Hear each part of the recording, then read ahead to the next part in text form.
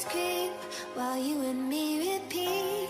This bittersweet heat is suffocating. I'm waiting and always hesitating. Kryptonite desires set my heart afire.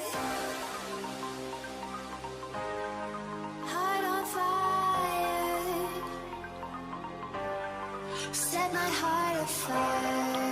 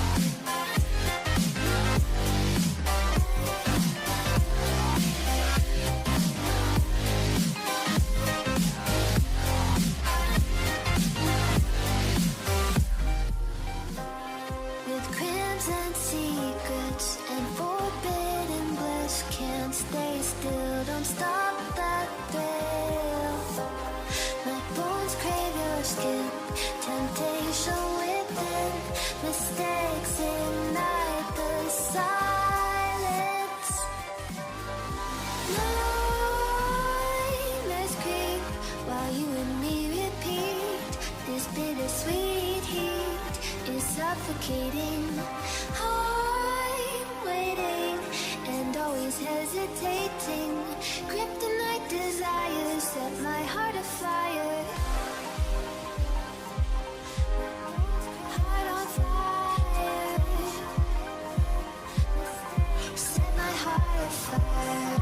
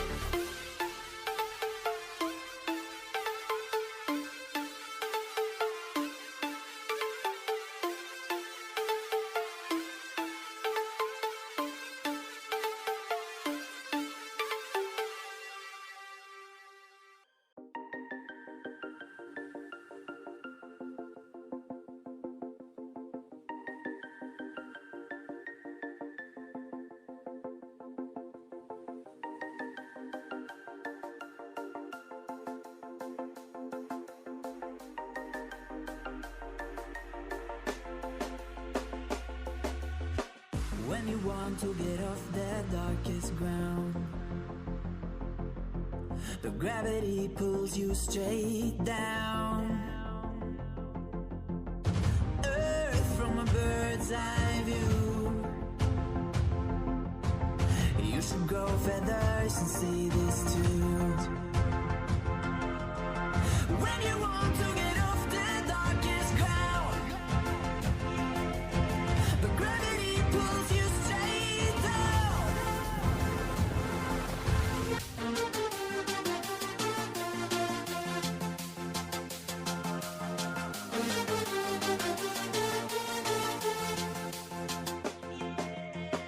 When you want to get off the darkest ground,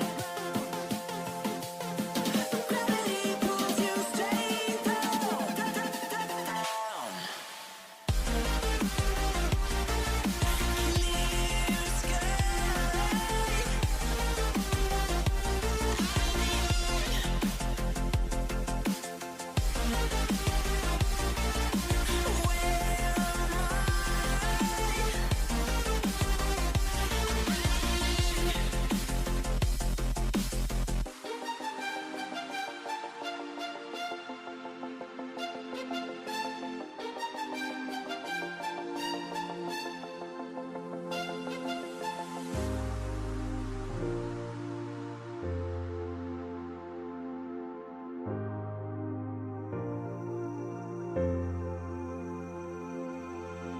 When you want to get off the darkest ground, but gravity pulls you straight down. Earth from a bird's eye view. You should grow feathers and see this too. When you want to get off the darkest ground, but gravity pulls you straight down.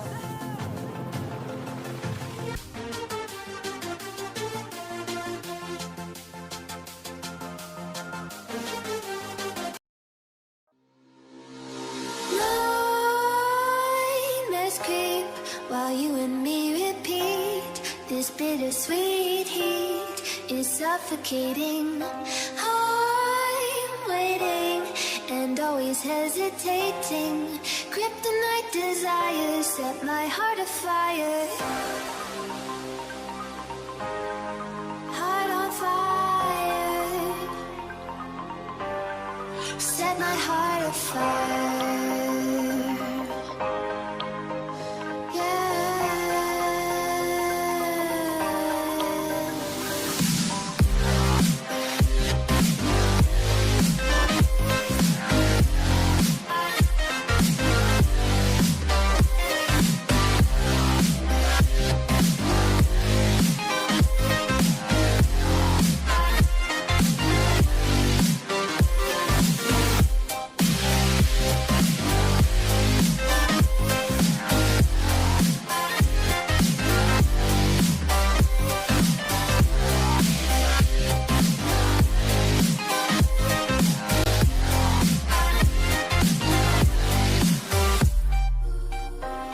With crimson secrets and forbidden bliss, can't stay still, don't stop that thrill.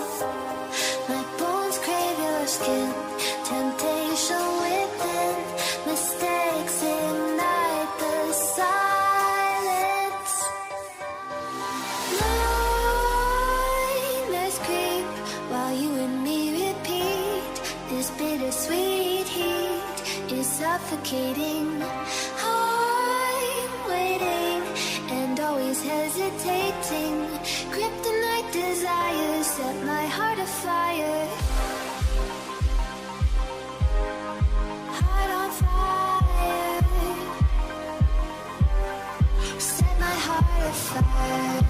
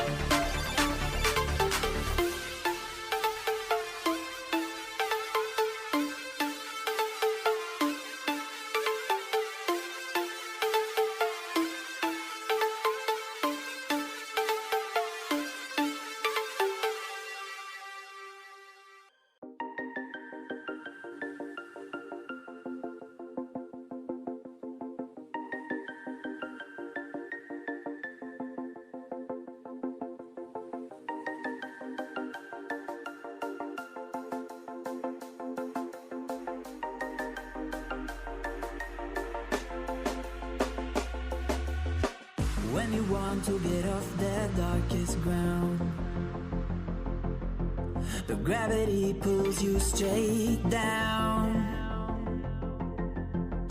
Earth from a bird's eye view. You should grow feathers and see this too.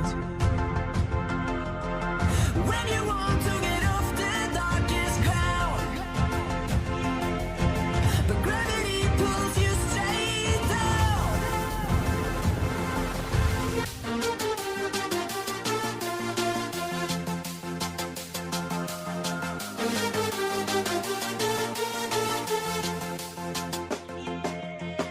When you want to get off the darkest ground, but gravity pulls you straight down.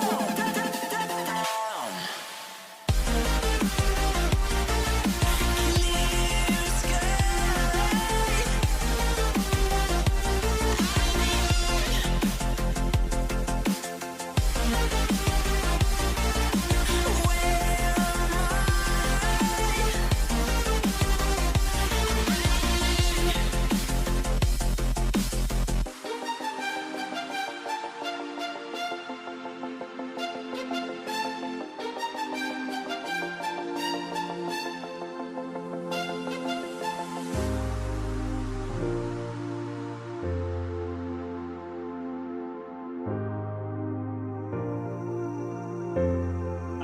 In that kindergarten spell, she had When you 3 want games. to get off the darkest ground, I think she finished with 13 runs. but gravity pulls you straight down.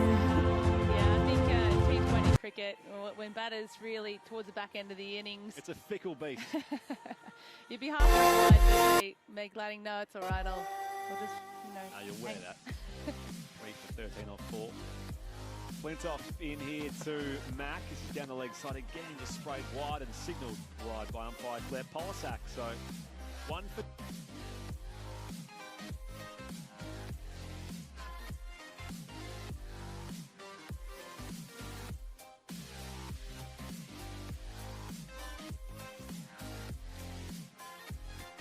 Seven not out against the Sixers as well, so she's leading run scorer for the Strikers so far, Katie Mack. Matt waits here for Flintoff.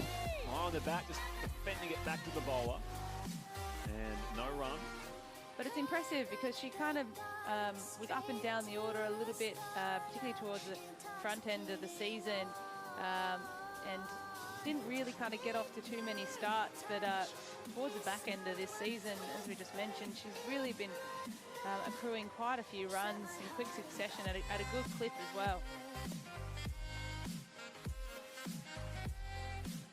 Mac waits here, bat and pad together.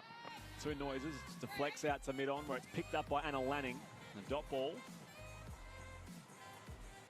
The shape there by Tess Flintoff as well. Probably the first one that actually really shaped in. The others were just using the angle from the wrist, from the wide crease position that she tends to adopt. But a little bit of shape in here for Tess Flintoff. 4th ball of her second over. Katie Mack advances, carves this high in the air. It's a thickish edge. It'll beat third to the boundary as well. Katie Mack taking a chance, and it's certainly coming off for her. She's 19. She's got 19 of the Adelaide Strikers, 28 runs so far. They are 1 for 28.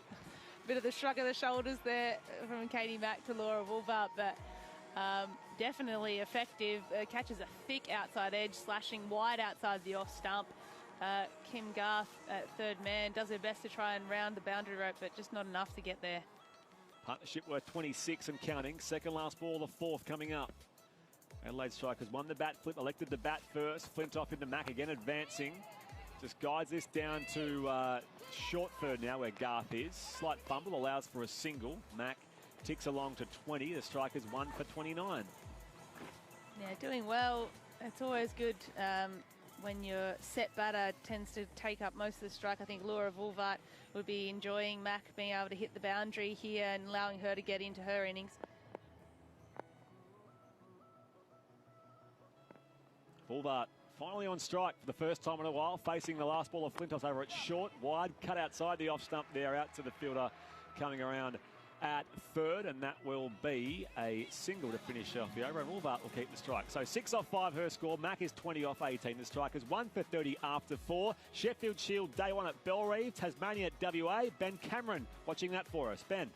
Yeah, thanks, Spriggy. WA 4 for 89. In fact, they've just gone to 4 for 90, and Sam Whiteman has brought up his 22nd first-class half century. So he's moved along to 50 not out. Josh Philippi, a Centurion in his last Shield innings, is unbeaten on 14. Cam Green, the test all-rounder, out for 15 earlier today. WA 4 for 90, Spriggy, in the second session. Thank you very much, Ben. Brett Sprigg alongside Aaron Burns here as we've got Lindsay Smith into the attack for the Melbourne Stars. This is the final regular season game of the WBBL after earlier the Perth Scorchers affirmed their place atop the table and hosting rights for next Saturday's final. They beat the Sydney Sixers by 8 wickets with 17 balls to spare in the first of this Adelaide Oval doubleheader. Lindsay Smith bowling her orthos, left arm finger spin from the city end.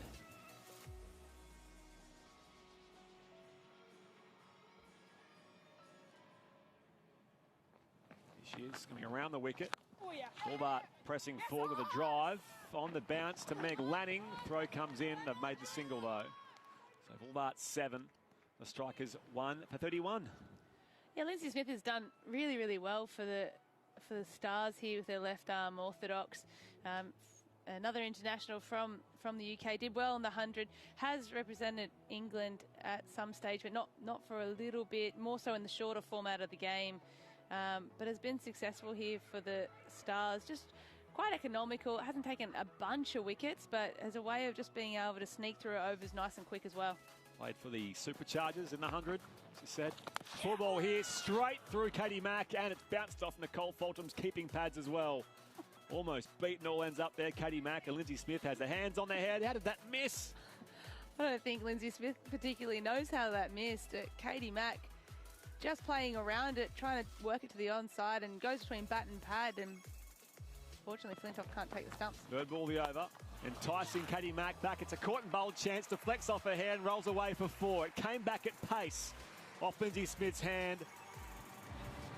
She has a wry smile on her face as she knows there's potentially a chance coming, but for now it's another Katie Mack boundary. She's 24. The striker's 1 for 35. Well, it's all happening, isn't it? Katie Mack getting to that one on the full. It came back at a rate of knots. Lindsay Smith probably did well to get her head out of the way in the end, but yeah, just got a bit of a fingertip to it. She'll be shaking her hand away there, Lindsay Smith. But another opportunity, Katie Mack. She ticks over to 24 for 20 deliveries. Having a chat to Elise Villani out there at mid-honors. She's maybe going to have some attention on that hand. I think she's just waving for one of the trainers or medical staff. She's thrown the ball away back to the umpire. Maybe some damage to the hand of Lindsay Smith. Yeah, it looks a little bit swollen. As we welcome ABC Radio listeners through the Northern Territory, WBBL action on your radios at the moment. The Adelaide Strikers batting first against the Melbourne Stars. 1 for 35 in the 5th over after earlier the Perth Scorchers beat the Sydney Sixers by 8 wickets.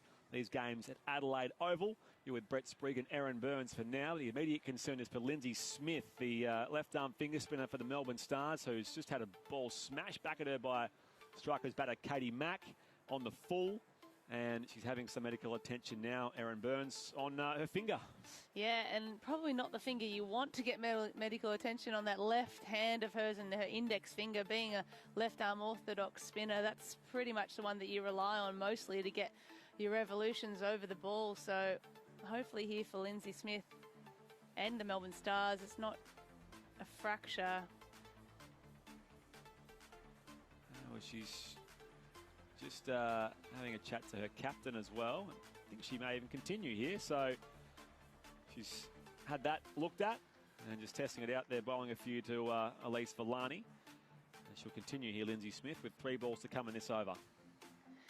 Yeah, she's a hard nut there, Lindsay Smith. But yeah, those ones, they do sting. And as I mentioned, it'll be interesting to see how these next couple come out, because that left hand index finger is so important for the finger spinners. I was going to say, she's going to power on here, Lindsay Smith. So around the wicket to Katie Mack on 24, flights it up, comes back to the bowler as well. This time on the bounce, slight misfield in her follow through, but no runs to speak of, so a dot ball.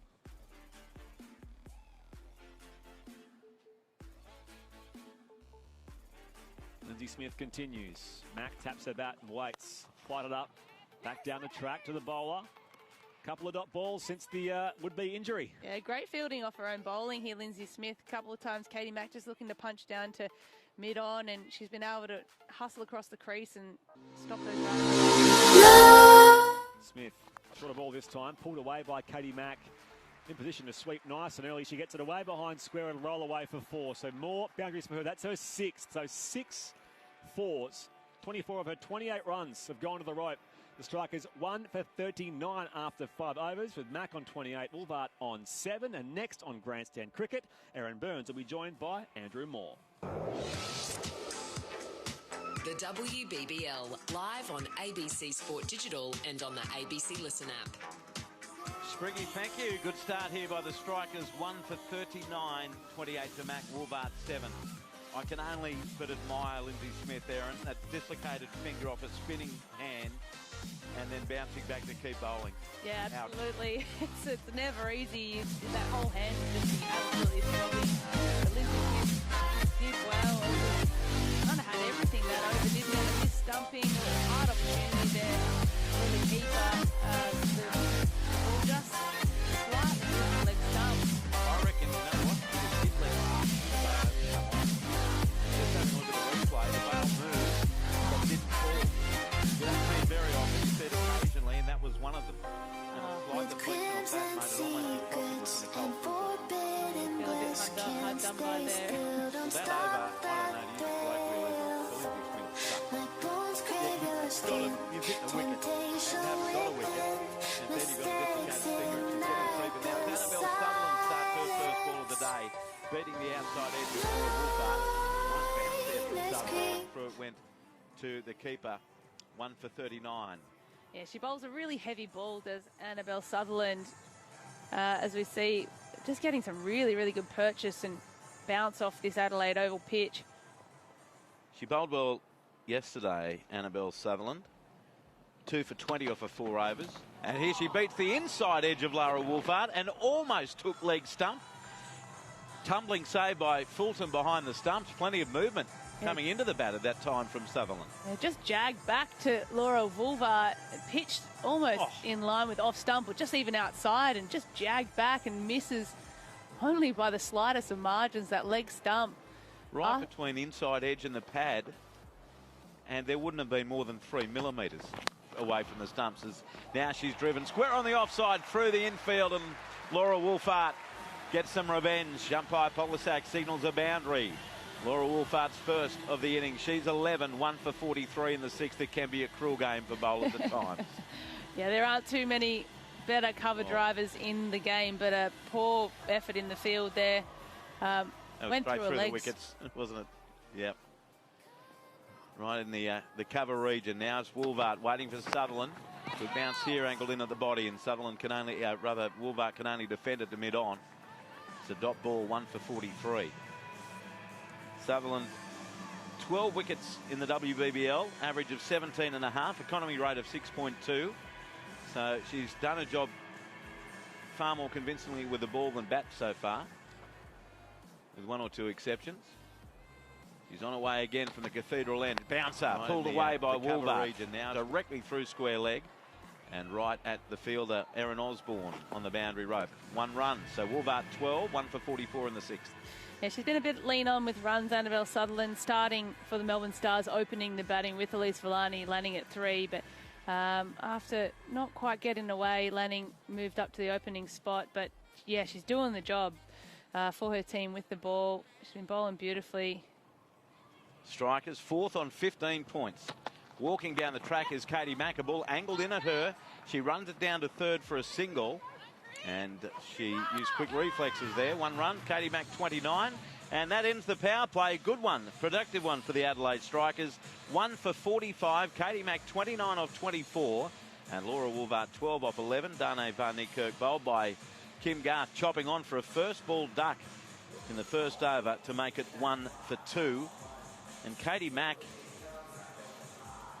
heard you and Spriggy talking about her before. She's now up to 8th on the run scorers list this year with 366 runs. She's 11 behind 7th place Smriti Mandana, and it's by far and away her most consistent season that we've ever seen from her. Yeah, absolutely. She had a really good season. I think it was 1 or 2 seasons ago for the Adelaide Strikers, and really cemented her spot up opening. The first half of this season was kind of a little bit here and thereabouts, but certainly towards the back end of the season, she's coming into some superb form, and again, looking dangerous today against the Stars. Now Erin Osborne in her 86th and final WBBL game. She gets the ball for the first time today, looking to add to her career total of 60 wickets. Down the track comes Mack and flays it through the offside, down to mid-off, and there's a run to be had. 1 for 46, Katie Mack 30 of 25 deliveries.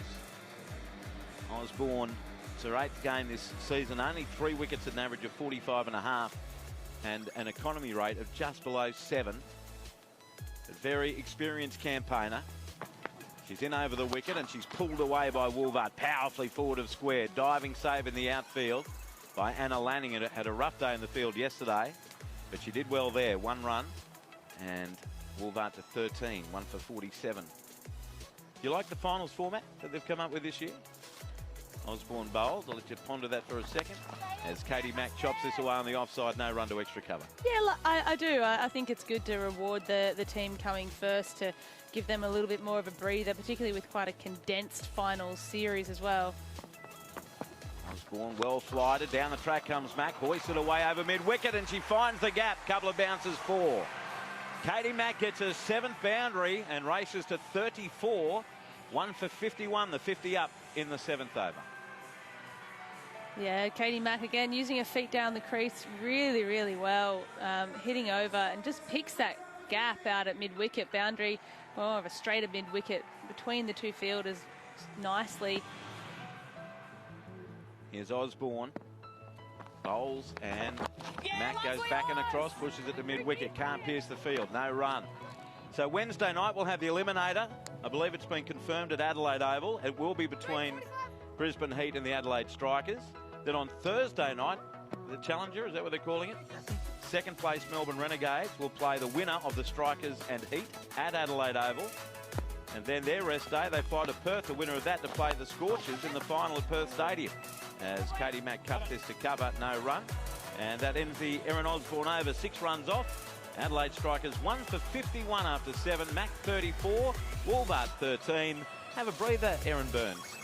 Take a load off. Charlotte Annabelle comes in. Charlotte, good afternoon to you. Very good start here from the Adelaide Strikers. Yeah, good afternoon, Maury, and good afternoon to all the listeners out there. Really good start here by the Adelaide Strikers. Unfortunately, they lost Dane van Niekerk quite early on for a first ball duck, but Katie Mack and Laura Woolvart are certainly forming what looks to be a pretty good partnership, and they're tracking along nicely to be potentially up around the 150 mark. Incidentally, in Sheffield Shield cricket, rain still falling in Sydney. It's not a pleasant day. So no start at all to day 2 of the Shield game, New South Wales and Victoria.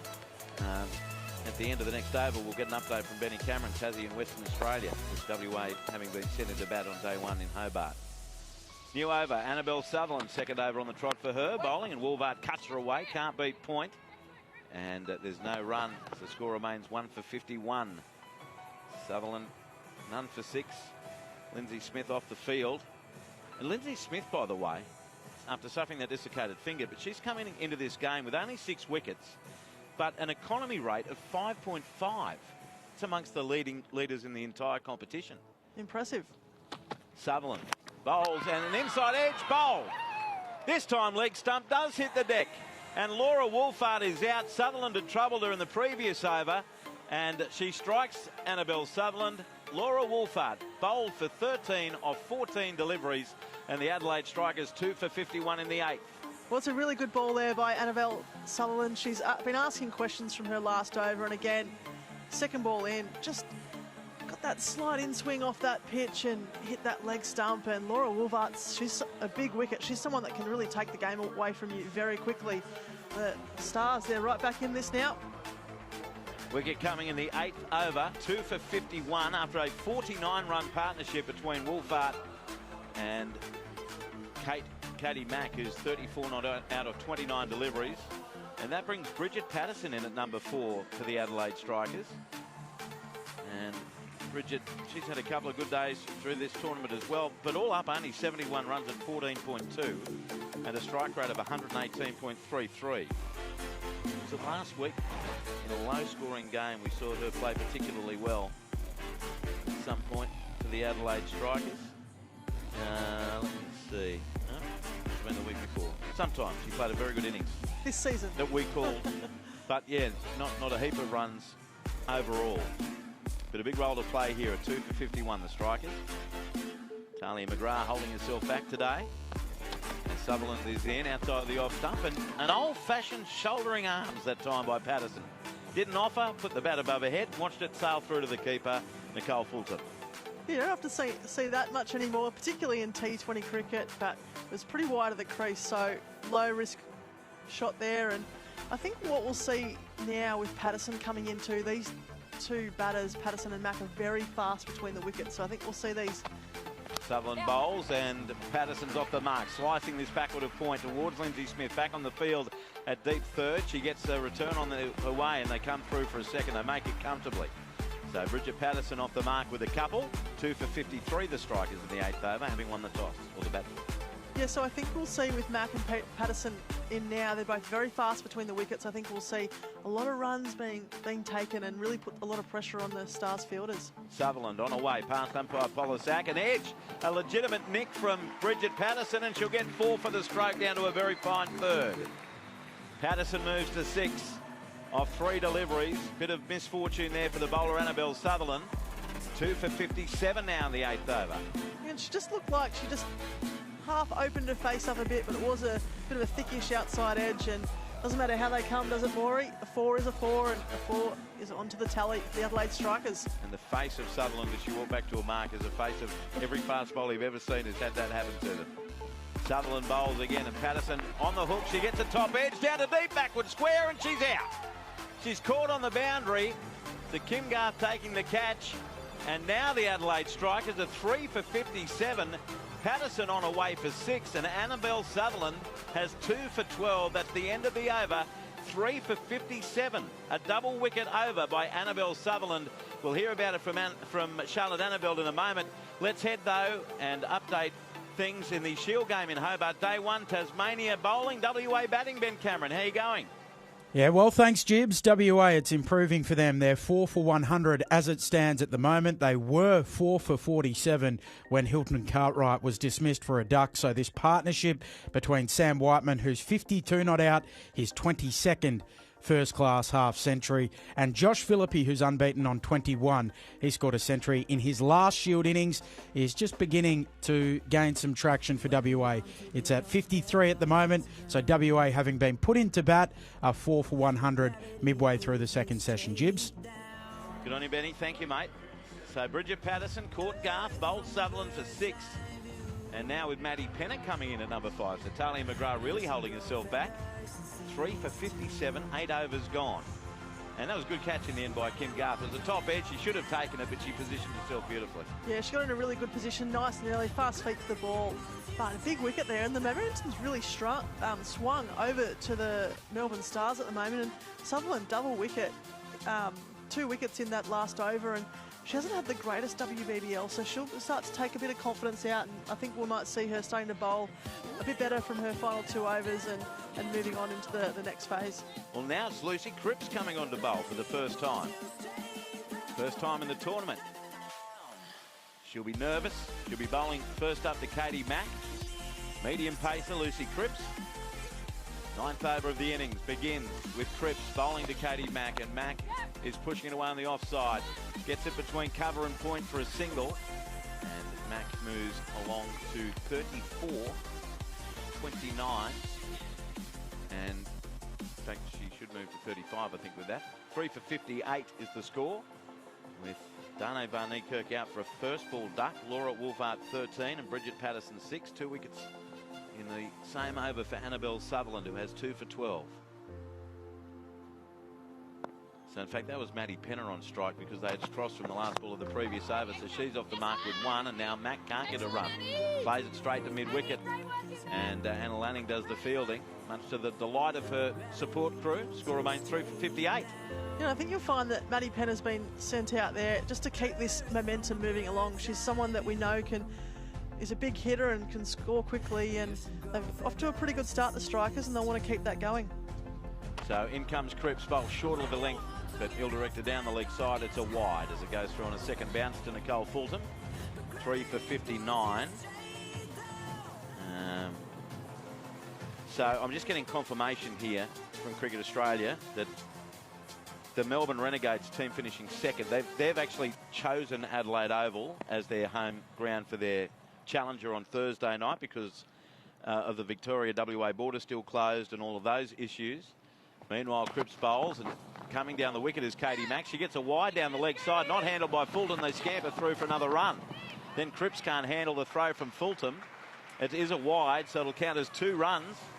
And the Adelaide Strikers move along to 3 for 61 in the 9th over.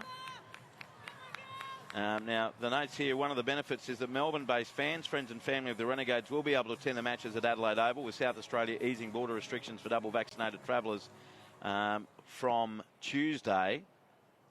And both the Eliminator and the Challenger are scheduled at the same location given the one-day turnaround between matches. Hence both games at Adelaide Oval. Maddie Penner nicking the next delivery from Cripps. Down to the third boundary. Lindsay Smith comes across to field, gets the return on her way, but there's through for a second run. It was fine enough from Maddie Penner, so she's 3 for 63. So that's confirmed then. Adelaide Oval, the venue, Wednesday night. Adelaide Strikers v Brisbane Heat. The winner of that will play the Melbourne Renegades on Thursday night at Adelaide Oval, and then on Saturday night at Perth Stadium. Saturday night, Australian Eastern Daylight Time anyway. The Perth Scorchers will host the final against the Renegades, or the Strikers, or the Heat. Cripps bowls to Penner, and she edges this down to third with much more deliberately. Will she get a second? Lindsay Smith gets the throw away, and she did very well in the field. Smith keeps it to a single only. Penner 3 for 64 in the 9th over. And I think that's actually a pretty good move there by the Renegades. They've spent a lot of time up in Mackay, a bit of a change of scenery. But you move the game, the first game and the second game, to Adelaide. It's closer to Perth if you do make the final, so it's a shorter trip. And you can also open up that border where your family and friends can travel across. And it also means, judging by how they've worked it out, wherever the Renegades chose to play, that's where the first game would have been as well on the Wednesday. Cripps bowls down the leg side. Mack tried to tickle it to fine leg, missed, and unfortunately for Cripps, it's another wide. So 3 for 65 now the score. There's been 8 runs off this over so far, 3 of them from wides. So it's an interesting format, isn't it? It gives a great reward for the team that's dominated throughout the entire 14 rounds. And in this case, it's the Scorchers. It makes it really hard to win it from third and fourth, however, as Cripps bowls to Mack again. Just outside off stump, played on the offside to cover. And Cripps does very well to chase it and field it off her own bowling as the batters scamper through for a run. Mack 35, 3 for 66. Because the Strikers or Brisbane Heat, if you forget about today, they're going to have to win 3 games in 4 days to win the title. Yeah, it'll be tough if you're coming from third or fourth place to win the tournament. But the Perth Scorchers, and I think the way that the tournament's done this year, it really leads itself to, having to perform day in, day out, not leave your run at the start or to the end. Cripps bowls to Maddie Penner, who again shoulders arms just outside off stump and allows the ball to pass. That ends the over. A real mixture from Lucy Cripps, her first of the tournament. 3 for 66, the Strikers. Katie Mack is 35. Maddie Penner is on 9 runs from that Lucy Cripps over. Yeah, the Perth Scorchers, they're really in the box seat. That they've played this morning. They'll probably fly home to Perth tomorrow. They've got essentially what will be a week off. Yeah. They'll, recover all those niggly injuries they may or may not have. I'm sure a couple of the girls, playing a lot of cricket over the past few weeks, will just be carrying a bit of tightness and a few niggles. And, they're really in the box seat. They'll be able to sleep in their own beds, a lot of these girls, and just get back to family and friends and a bit more normality. Whereas, as you said, if you're to come from third or fourth, you have to play 3 games plus fly in 4 days. It's a big ask, but, the Perth Scorchers, they've been the best team and most consistent team all year so far, and they deserve to host the final. Meg Lanning sticking with Annabelle Sutherland to bowl a third straight over. She has 2 for 12. 3 for 66, the Strikers. Katie Mack 35, Maddie Penner 4, and it's Mack on strike. Sutherland, after 2 wickets in a previous over, bowls wayward down the leg side, short of a length. She went the pull shot. Katie Mack missed it, but it's a wide in any case. Another one to the total, 3 for 67, as the Stars seam-up bowlers, just losing their line here. It's a bit of a wide-a-thon at the moment, isn't it, Yeah. Maury?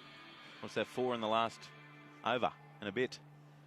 Yes, I would imagine there's a few tired girls out there at the moment. Last game of what's been a pretty long and arduous season, moving around. Now Sutherland bowls and Mack struggled to get herself in the right position there, and then she defends it to Lanning at cover. No run, it's Meg Lanning. Score remains 3 for 67. If you have just joined us, earlier today the Perth Scorchers confirmed their top spot with a very comfortable 8-wicket win over the Sydney Sixers by 8 wickets with 17 balls to spare. Alana King, player of the match for her effort of 3 for 18, but she turned the game in the 8th over her first as Sutherland bowls and slicing this towards mid-off. And no run for Katie Mack, another dot ball, 3 for 67. With the Sydney Sixers going along nicely for a change, at none for 46, Alana King came on, the leg spinner, and bowled Elisa Healy with her first ball. And 2 balls later had Shafali Verma LBW for 27 off 22, and that changed the match. She also picked up the 3rd wicket in the 15th over when she got rid of Nikki Bolton for 19. Here's a late cut, and Mack beats the infield. Work to do for Lindsay Smith, coming around square from 3rd. She's got it, throw on its way, back for a second run, and they beat the throw easily. So a couple more to Katie Mack. She's 37, 3 for 69. And for the Sixers, Healy made 17, Shafali 27, Bolton 19, Angie Reeks 22, and Elise Perry 39 not out of 37. But the Scorchers did it easy. Sophie Devine was out for 18 and Beth Mooney for 26. But Chloe Paparo, 50 not out of 39 balls, her first ever half century, and 34 not out by Heather Graham. Bouncer pulled away by Mack, down to deep backward square. Garth is there, and they'll get a run. 3 for 71. I'm about to leave you, but you and I just, while this game started, had a Zoom call with the great Michelle Gosco, who's recovering from a stroke a little over, 8 days ago. And look, she's having a bit of a rough day, Gozzy, but all in all, she's recovering as well as could be expected. And we love you, Gozzy, and it was lovely to see your face today. And she still has a sense of humour, even if other things aren't going her way. Yeah, she sure does. And big shout out to Gozzy. We'll see you soon. Sutherland bowls and glider down towards 3rd. Very fine. Smith dives and with a recently dislocated finger does well to save it and keeps it to 2 instead of a boundary. Great work by Lindsay Smith. And there's another 2 runs. So Maddie Penner moves to 6, 3 for 72 in the 10th. So the other shout out I'd like to give today is to my son Archie, who turns 15 today. Wow, you have a 15-year-old. I You know. don't look like you would. Well, that's very kind of you. I started a little late. I think it was 36, 37. But yeah, Archie, 15 today. Happy birthday, champion. I love you, mate. Here's a ball short of a length, played out and missed by Maddie Penner. Through it goes to Nikki Fulton. And that ends an over that cost 6 runs. Sutherland 3 overs, 2 for 18. We're midway through. The Adelaide Strikers 3 for 72. 10 overs gone. Katie Mack is 38. Maddie Penner is 6 after Talia McGrath won the toss, elected to bat first. Dane Varney-Kirk was bowled by Kim Garth, chopping on for a first ball duck in the first over, 1 for 2. Laura Woolfart was bowled by Annabelle Sutherland for 13 from 14 deliveries in the 8th over, 2 for 51. And then Bridget Patterson in the same over, hold out to deep backward square. Comfortable catch taken by Kim Garth off Sutherland's bowling for 6. It was 3 for 57. Now 3 for 72. Mack 38. Penner is 6. To join Charlotte Annabelle on Grandstand Cricket, Brett Sprigg. The WBBL, live on ABC Sport Digital and on the ABC Listen app. Thank you, Andrew. Glorious day, it seems, in Adelaide. Strikers 3 for 72 at the halfway mark of their innings. And Katie Mack is only just getting going. 30 out of 35. Maddie Penner on 6. G'day, Shah. Good afternoon, Spriggy. Adelaide Strikers have certainly set themselves up with a pretty good platform for what they will hope will be a big score and a match-winning score. By the way, your text 0467920222. Bill off the SMS says, finals are heavily weighted towards the team that finishes top. A 3rd or 4th team must win 3 in a row to take the title. How many teams this year have won 3 in a row? Is the weighting right? Well, the Adelaide Strikers won 3 or 4 in a row, I think. They won 4 in a row up till last weekend. But that's probably the way it should be, right? If you earn the right to finish top and go straight through, or however the system may work, that's how it works in this particular competition. But, yeah, what do you think of the new change? Yeah, I really like it. And Maury and I were just saying that, the Perth Scorchers now have that they've been the best team across the WBBL, and now they get the opportunity to go home to their own beds for most of the girls, to their family and friends, and have a full week off to really get their niggles and the recovery right. And conversely, if you are the team like the Strikers or Heat that has the opportunity to go through from the elimination final to get there, you'll have earned it, won't you, if you've won the title from finishing third or fourth. As Lindsay Smith is back into the attack from an earlier finger complaint. She's bowling here from the city end, and Katie Mack is sweeping her out to deep mid-wicket along the carpet for 1. Mack 39, the Strikers 3 for 73. Yeah, you're exactly right, Spriggy. If you do win, 2 in a row to make the final, then, anything can happen really in a final. You really would have earned it.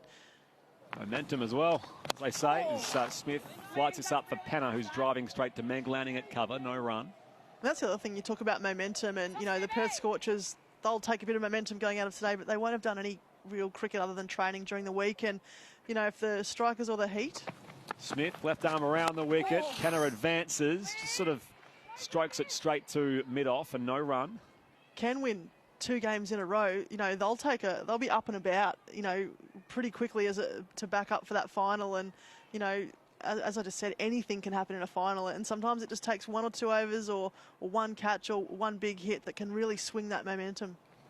Smith bowling here to Maddie Penner. Well flighted again on the full. She just strokes this down to long on for 1 run. 3 for 74 here, the Adelaide Strikers. Mack 39, Penner on 7.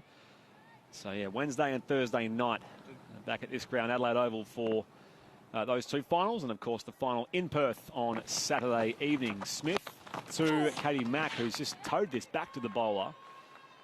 Another dot ball. And Smith's doing really well here. She's going to say 2 runs off the over so far. She almost had a dislocation or a finger injury earlier. She closes out the 11th over of this innings. On the stumps, down and sweeping. Mack straight to short, fine, no run. Great finish. 3 for 74 after 11. And, she went off for a couple of overs. I'm pretty sure she did dislocate just the tip of her index finger, and it's also her bowling finger. So to come back on and bowl an over like she's just done, 3 or 4 overs later, is pretty incredible, really. And she was right on the money. She overpitched those first 2 balls, but only 1 run and a dot coming off them, and on that money. And that's kind of what you would expect, too, from an international player. Absolutely. Making an impact, making an impression on her teammates at this late stage of the tournament. Tess Flintoff to resume then in the attack from the Cathedral end. Her figures so far, none for 16 off 2. And Katie Mack looks well set on 39. Maddie Penner, though, it is who'll be facing her to start this 12th over. I wonder what kind of role Maddie Penner and Katie Mack will play. I would imagine they'll look to build around Katie Mack. She's the set batter. She's accumulating runs. She can look for those singles and hit the big ones. Flintoff with her line in the early spell. It's on the leg stump here, whipped away off the pads of Maddie Penner. And they'd like to be leg buys, just the one, as Nicole Fulton ran out to retrieve that ball at short fine leg from her usual vantage point behind the stumps. And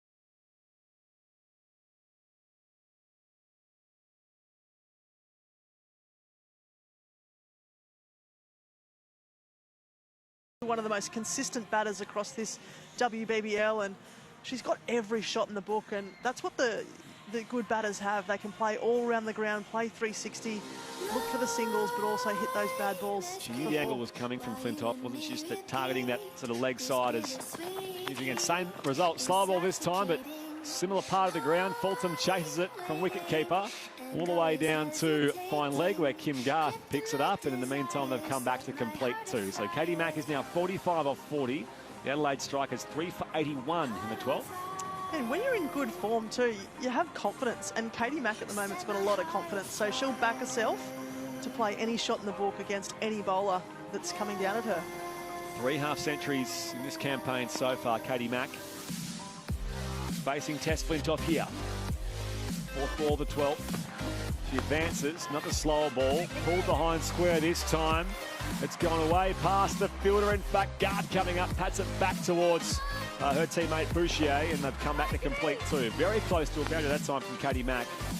She's already had 8 fours today. She's now on 47. The striker's 3 for 83.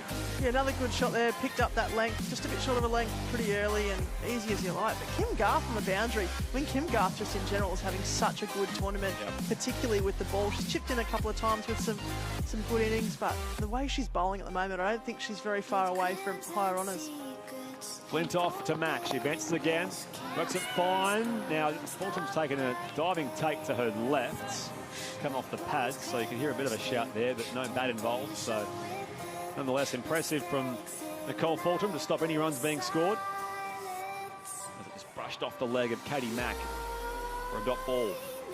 Yeah, and Fulton just needs to get her line back across. She's just straying a bit too much down that leg side. If she can get it back across and really cramp Katie Mack up, I think she'll be hard to get away. Incredible. She's faced 22 dot balls.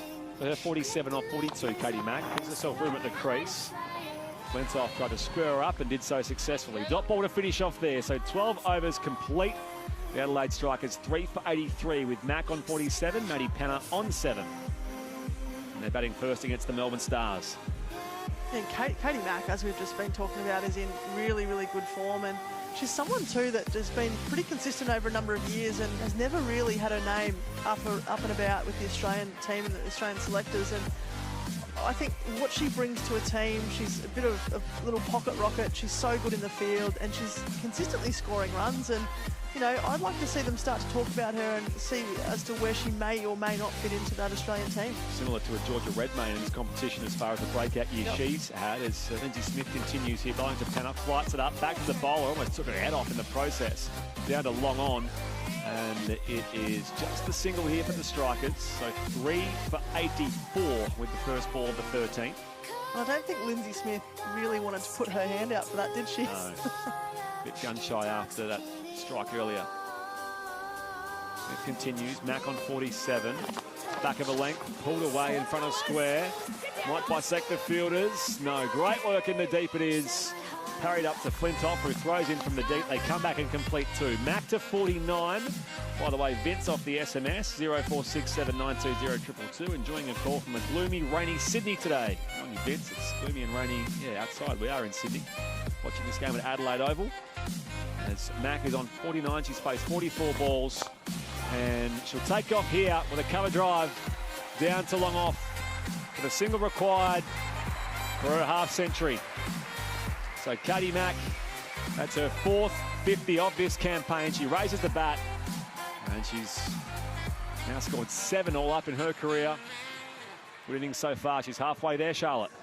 Yeah, really good innings there by Katie Mack. She's played all around the ground. She's used soft hands and put those boundary balls away. Partnership worth 30. Maddie Penner back on strike now. Full toss, full ball. Clamping down on this is Maddie Penner. Back past the bowler who misfields to her left, and Penner will run through for a single. She's now 9. The Strikers 3 for 88. 2 balls to come in the 13th.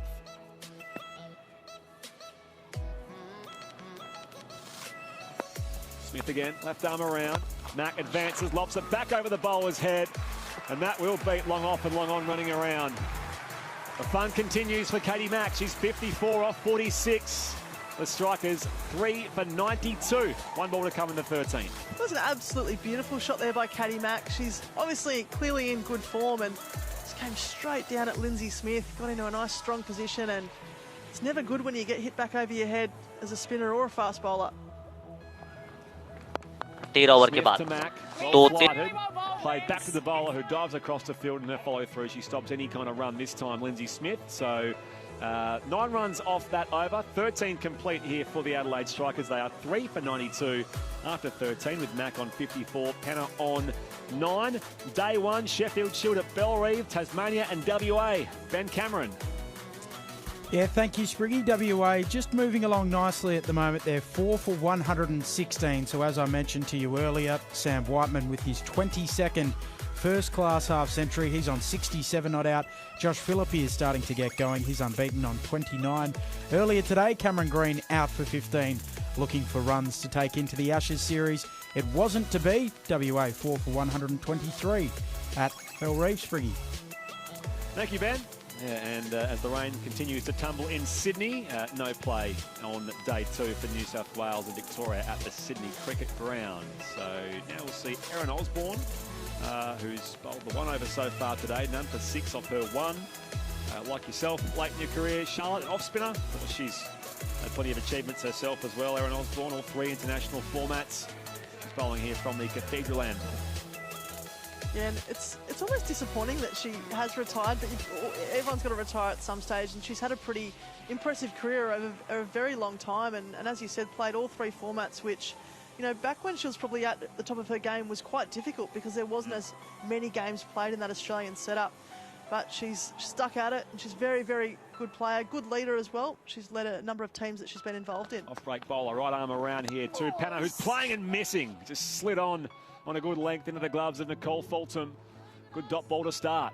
And the good thing too with Erin Osborne is she's living down in Canberra, and she's got a full-time job looking after the male high-performance pathway system. Here she is again. Lights it up for Panna, plays it back to the bowler. 2 dot balls to start this over. And she'll want to finish strong here. She'll want to pick up a few wickets. She'll have a bit of fun out there. We see her laughing. She'll be having a chat with the batters. Osborne again on the stumps, back and waiting. Panna guides it straight to backward point. Dot ball again. So as you say, she's got that coaching role or high performance role with ACT cricket, the men and women. So it's always nice if you can have a job in cricket as well and sort of keep that career flexibility going if she does choose to play the odd WNCL game here and there. Osborne continues into Panna, having a slash at this outside the off stump. She beats cover all the way to the rope for 4. Really good footwork there by Maddie Panna. She's a big hitter of the ball, and once she gets behind it, it's pretty much a heave-ho and guaranteed 4. But Erin Osborne, she's flighted that last one up a bit, and just gave Panna that extra second just to come down to it. Maddie Panna, her second year at the Strikers. She herself was a former Melbourne star, or is a former Melbourne star. She was a Melbourne star. Panna into waiting here for Osborne. Upish this time, just wide of Lanning. It's Meg Lanning at cover. Out to Annabelle Sutherland coming around from long off. Just a single that time for Panna. She's 14. 1 ball to come in the 14th over, being bowled by Erin Osborne. Earlier, the Perth Scorchers beat the Sydney Sixers by 8 wickets with 17 balls to spare to firm up top spot, and the home final. That's the grand final next Saturday. As Mack winds up, plays it along the deck though, down to long on where Elise Villani collects it. And Katie Mack will take a single to keep the strike next over. So she's 55 off 48. Maddie Panna is 14 off 17. 3 for 98 after 18 as Charlotte Anneveld takes a break for now. Nice to welcome back to commentary Aaron Burns. Thank you very much, Ricky. Good to be here. Katie Mack moving along here nicely. These two, Mack and Panna, just working well together just to create this really, really good foundation for the Adelaide Strikers. Certainly no strangers to each other, having not only played with each other for numerous years at the Strikers, but also at Adelaide, the ACT Meteors, Bankstown Sports Club in Sydney, great cricket, and also housemates when they were down in ACT as well. So, well, still to come, you've got Talia McGrath, AJ Wellington, who can swing the blade a bit as well. Where do you put them at 20 overs, the Adelaide Strikers? Where can they get to? Yeah, look, I think they'll be looking to push up around, if they can kind of get up around that 140. I think we identified earlier that it looks like a really, really competitive total, but they do have the firepower to even push up a little bit higher than that with 6 overs remaining. 100 odd on the board at the moment. Lucy Cripps from the city end resume the attack. Short and wide, cut away by Mack in front of cover point. There's a sweeper out there in the deep. So chop that off, they'll come back for 2. So Mack moves to 57 with that. The 3 figures are up for the Adelaide Strikers, 3 for 100. So I think you said earlier that sort of 130, 140 was competitive, and the Adelaide Strikers you would think could get to north of there if these two can stay there, or they can get some more hitting out of McGrath, Wellington, maybe from McFarlane later on. So Cripps continues here. Mack taps her bat and waits, full of ball, straight of them, back past the bowler, beats mid off. Sliding to her right, Sutherland, it'll go all the way for 4. Yeah, another fantastic shot here from Katie Mack, just taking on Lucy Cripps, just edging down the down the track a little bit and plays with a nice straight blade down the pitch, beating mid off to her right-hand side. I know Shah was just saying about Katie Mack and what good form she's in, and would like to see her potentially pushing 4 higher honours off the back of this WBBL season. And she is waiting for Cripps. Short ball pulled in front of square. There is a square leg out on the fence. Tess Flintoff. I'll come back here for the second and I'll just get there. And for mine, I think a really, really interesting series coming up this summer is the Aussie England A series. Yes. So while the Aussie women are playing their Ashes series, there'll be an A series between Australia and England. And gosh, I wouldn't want to be England A, because the way that there's some names floating around in the Aussie setup at the moment, it'll be really interesting to see what the makeup of that side is. 3 for 160 Adelaide Strikers. 4th ball, the 15th coming up. Dug in, to be short by Cripps. In behind it, defending back to the bowler is Katie Mack, who remains on 63. Yeah, similar to how the men's series is running with the England Lions out here as well. I suppose you've got a pool of fringe players to pick from if there are any dramas with that first 11. Yeah, absolutely. And just some really good opportunities for some girls that have performed this WBBL, but also time and time again through over the last few seasons. Georgia Redmayne comes to mind. And as Mack is facing this ball from Cripps, it was too short, pulled away, it'll beat mid-wicket. Another boundary for Katie Mack. That's her 11th 4. She's now 67 off 53. 1 ball to come in the 15th. They are 3 for 110. Crisp off the bat there from Katie Mack. Just way too short from Lucy Cripps. And again, pierces that gap on the boundary there nicely. But yeah, I think it'll be really, really interesting. Names that we haven't really seen in the Aussie setup for a little while, in Grace Harris, in Duffin, in Georgia Redmayne hasn't kind of made a debut just yet. But Mack Cripps bowls to her, and Mack clears mid on. Her roll away for 4 more. She's certainly found things going pretty well here at Adelaide Oval. Max 71 off 54. The Strikers 3 for 114 after 15. By the way, Maddie Penner is on 14 at the other end. Erin Burns will leave you with that, and Andrew Moore is joining you. The WBBL, live on ABC Sport Digital and on the ABC Listen app. 42 runs off the last 5 overs. Just looking at Erin Burns, having read her play profile earlier, starting to get why. You're the number 1. What was it officially, the words about I think I was leading the dancing? Unofficial dance leader, maybe? Of the Sixers organisation. And I think you are of grandstand cricket, Karen. So well done. 3 for 114, 42 runs off that 5 overs. Katie Mack 71. That takes her to 404 runs on the season, which is now 4th. She's only the 5th player to go up beyond 400 runs. And as we mentioned last time we were on, very early in the innings, Erin, this is by far her best season. And this is a mighty knock. She's very quick on her feet to the short ball. It's a short arm jab down the ground with the drives with great force. She's terrific to watch. Yeah, just really punchy action, isn't it? She always looks busy, not only, as we've seen here, particularly in these last couple of overs, putting the foot down and being able to access the boundary at will, but also really, really rapid between the wickets. This partnership, 57 or 46 deliveries. Kim Garth, 1 for 13 from 2 overs, back into the attack. Bowls a slower ball. She's cut away by Maddie Penner. Can't get a run to Lindsay Smith down at short third. Dot ball, welcome from the Melbourne Stars for sure. 3 for 114. And you're talking, we're speculating about what the tally may be. They only need to go at 6 and over to get over that 140 mark. Yeah, they'd be, and with this stage of the game, they'd be looking to push up around that 150, even 160 if they can really get going. Garth bowls, and a delayed late cut. Beautifully placed by Maddie Penner. Smith in pursuit, dives, and it's 4. And there with a previously dislocated finger, fingers up, heading towards the rope. That would have been an anxious moment. She didn't get there. She didn't hurt herself, and Maddie Penner gets a boundary. She moves to 18 with her second 4, 3 for 118. Gosh, that was well played. It was played so late.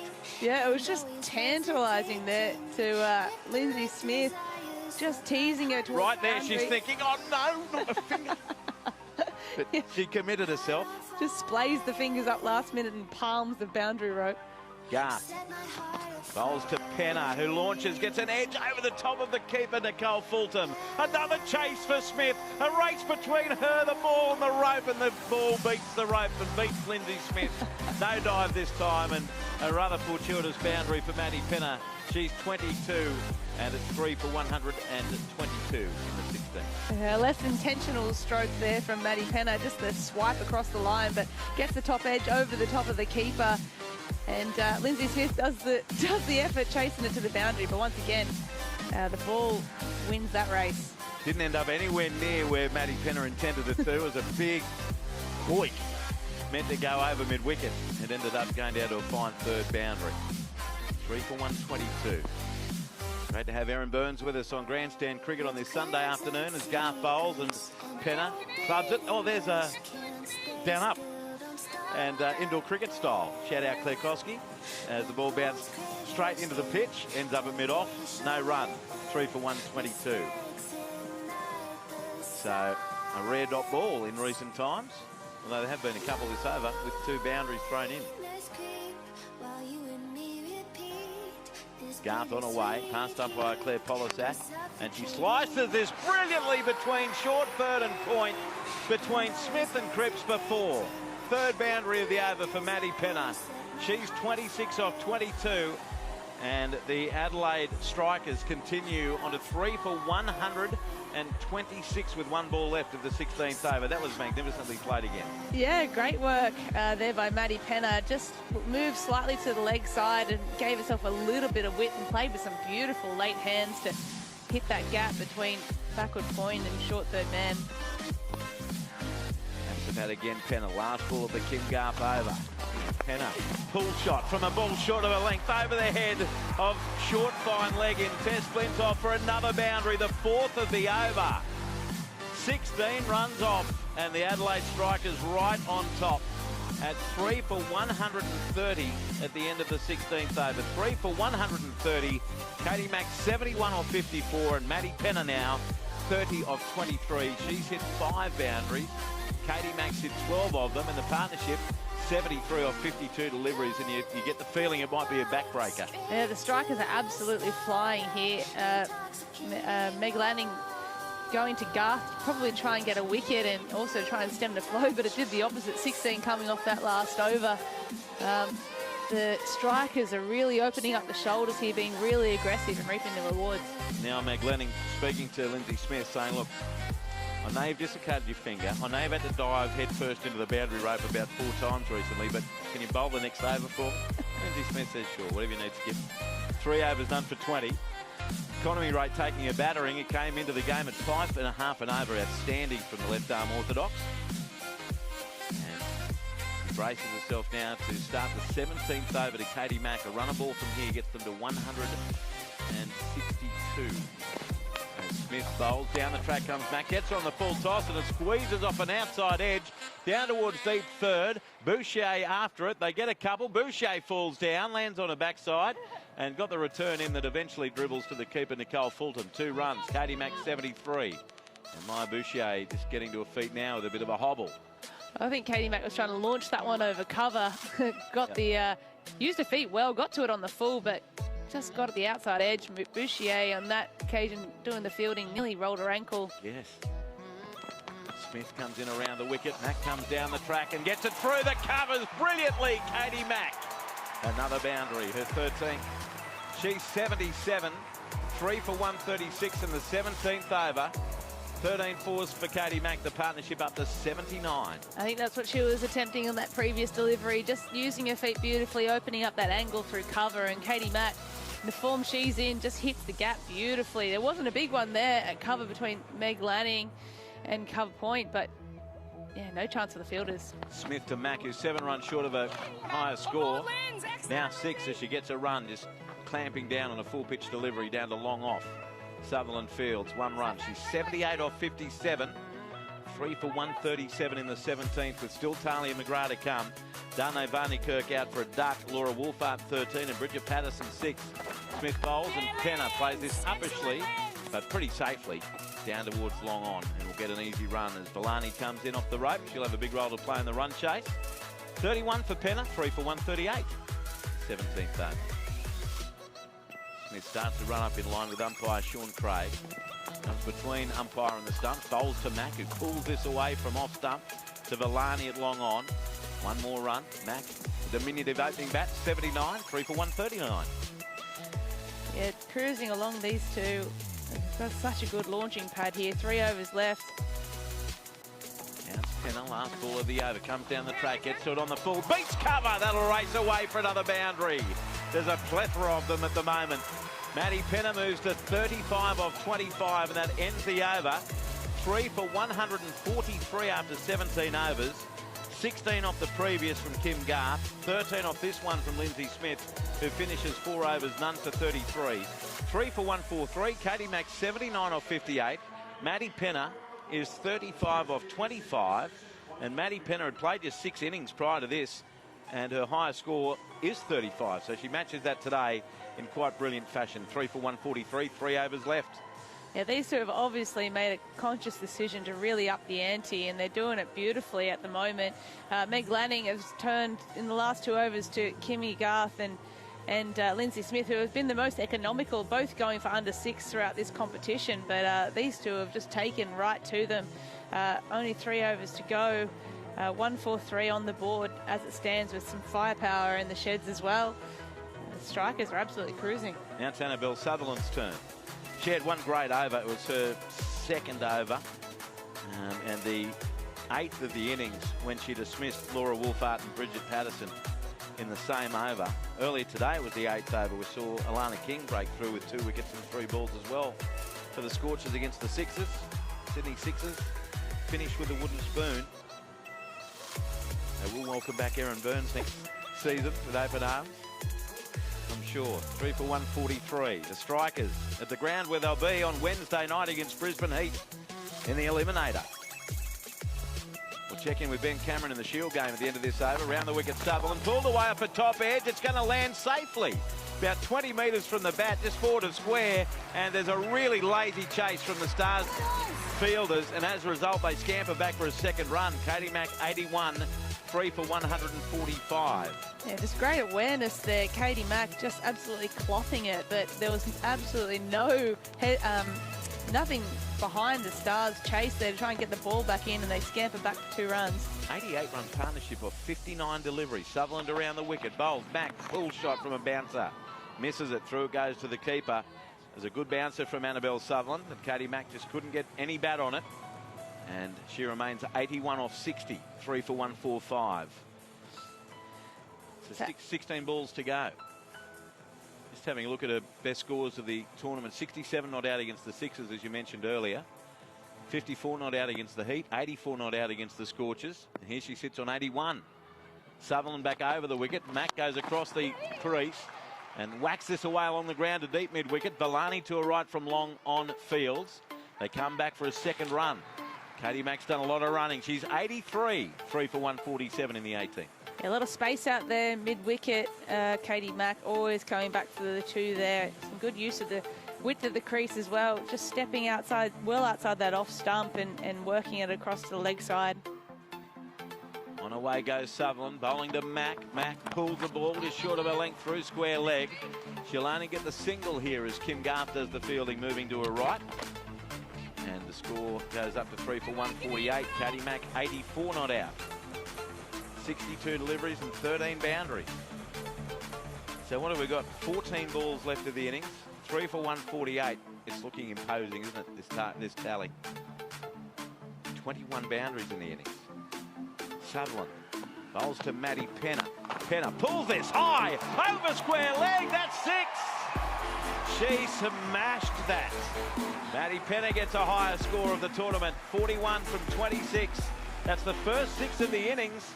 Strikers 3 for 154. Well, 6 right off the bat. You just heard it so crisp. As soon as it came off Maddie Penner's bat, you knew that was going to the boundary, and such quick hands through the ball. She had her weight all the way back. Just camping back to Annabelle Sutherland, who's bowling back of a length, but lifts it up and takes it beautifully over the rope at that mid-wicket boundary. So off this over so far, 11 runs around the wicket again. Sutherland to Penner. She glides us between point and short. Third for 4. Spectacularly placed and timed by Maddie Penner.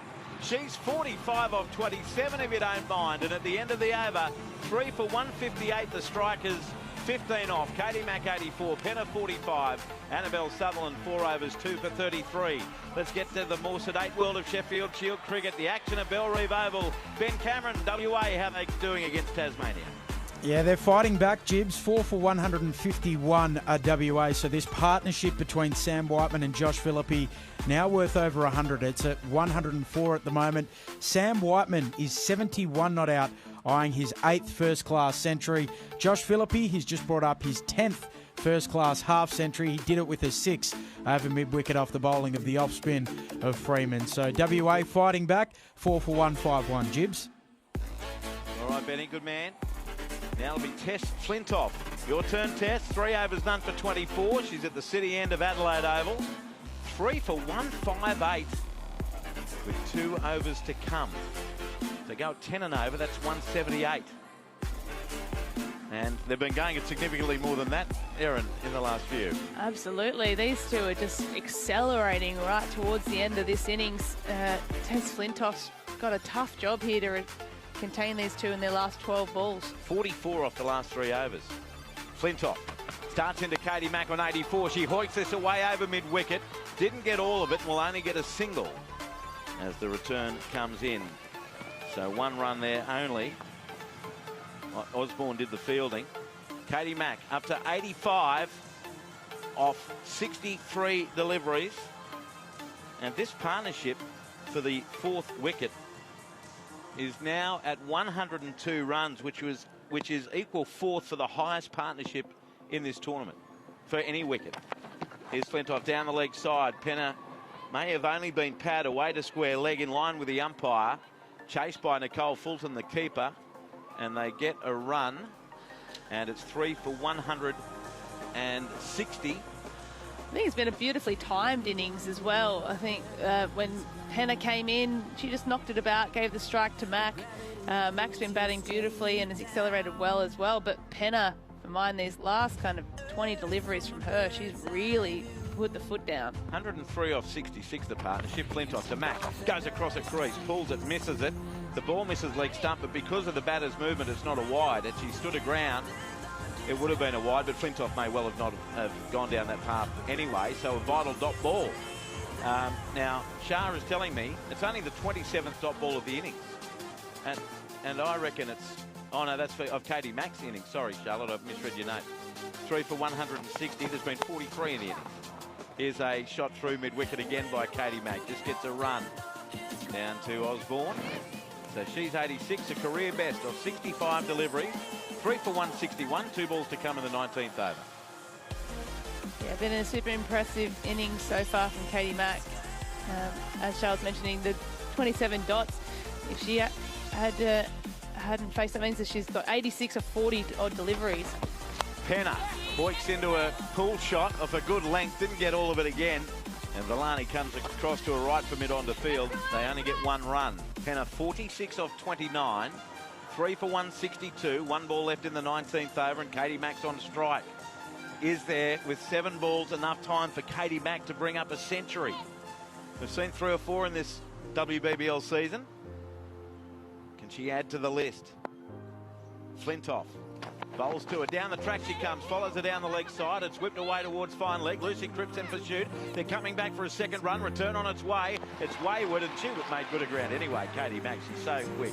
2 to finish the over. Good over by Tess Flintoff. Only 6 runs from it. Mack 88. Penner 46. And the strikers with 1 over to go against the Melbourne Stars. 3 for 164. Yeah, it'd be incredible from this point if Mack can get to her maiden WBBL ton on 88 at the moment, at the non-strikers end as well, with only 6 balls remaining. But look, anything's possible, and she's been striking them beautifully so far. Well, Maddie Penner will be looking for a half century. It'll be Kim Garth to finish proceedings from the Cathedral end. And no matter what happens this over, it's going to be a mighty run chase facing the Melbourne Stars, and there'll be so much on the shoulders of Elise Villani after a brilliant 80-odd yesterday. Meg Lanning, who's not had a great series. Annabelle Sutherland at 3. They'll need, like this top order of the strikers, to do the bulk of the work. And 107-run stand is the third highest Adelaide Strikers partnership ever. Sophie Devine, no great surprise features in the other two. 131 with Bridget Patterson and 117 with Kiwi mate Susie Bates. Garth bowls to Penner, walks across a crease, clubs it down towards deep mid-wicket. Villani again with the fielding. Katie Mack wanted 2. She was all over it. But I think probably rightly on this occasion, Maddie Penner just turned her back on her. Said, one will do, you take the strike. Penner 47, 3 for 165. Yeah, Penner was not interested at all in running that second. She'd pretty much pulled up and started walking from halfway down the pitch. Katie Mack, being the whipper that she is, turned and was wanting it. But Maddie Penner just saying, Katie Mack, can finish off what you started. So Mack on 88, walks across a crease. Hits this along in the air, rather, through square leg, but there's a fielder there, ready and waiting to keep it to 1 run, and that was Tess Flintoff. So 2 singles to start the last over, 3 for 166. Katie Mack 89 off 67. Kim Garth in the 4th over has 1 for 31. She started the day so promisingly, didn't she, with that first ball duck bowling Dane van Niekerk. Garth bowls to Penner, launches this over backward square. What a way to bring up your 50. Hits it 6 rows back if you don't mind. Maddie Penner, her second 6. She's 53 of 31 deliveries, 7 fours, 2 sixes, 3 for 172. What an innings this has been, with Maddie Penner getting the opportunity to come in at number 5. I reckon she's hit that about 71 metres, Aaron. That was a huge hit, wasn't it? She just got underneath it and swiveled it. Got it up in the air and it lands right in the stands. Maddie Penner, what a way to bring up your 50. Yeah, sensational shot there from Maddie Penner, just showing her strength. Kimmy Garth towards the back end of the innings usually bowls a little bit off pace as well, but she lifts that up beautifully. How far do you reckon she hit that? I'm going to say closer to the 80-metre mark. There was a few rows back there. We'll get clarification shortly. Maddie Penner, only a second ever 50. She's 53 off 31. It's officially 71. It's amazing. 3 for 172. 3 balls left in the inning. Great effort by the strikers. Garth bowls, Penner gives herself room, cuts and misses that slower ball that Erin Burns just mentioned, and it bounces through to the keeper, Nicole Fulton. Score remains 3 for 172. 2 balls left, and Katie Mack just trots down the pitch, still with energy in those little legs, to have a chat to her partner, Maddie Penner. Yeah, we'll see her doing quite a bit of boundary riding as well in the field, Katie Mack. She's an energizer bunny, just keeps going and going and going. I'm sure she'll be as fresh as a daisy going into the fielding innings as well. Second last ball of the inning. Garth to Penner, walks across a crease and can only club it down the ground. Katie Mack sets off like a greyhound, coming back for the second. Throw from Villani on its way. Mack diving and gets back, despite it being a good return. That is brilliant running from a player who's been out there from the start. 2 runs for Penner. She's 55. Katie Mack gives her a thumbs up. I'm all right, I'm sweet. 3 for 174, 1 ball to come. Yeah, incredible running there from Katie Mack. You know she always wanted 2 right from the get-go. Maddie Penner was labouring at the other end, but she's puffing a lot harder than Katie Mack.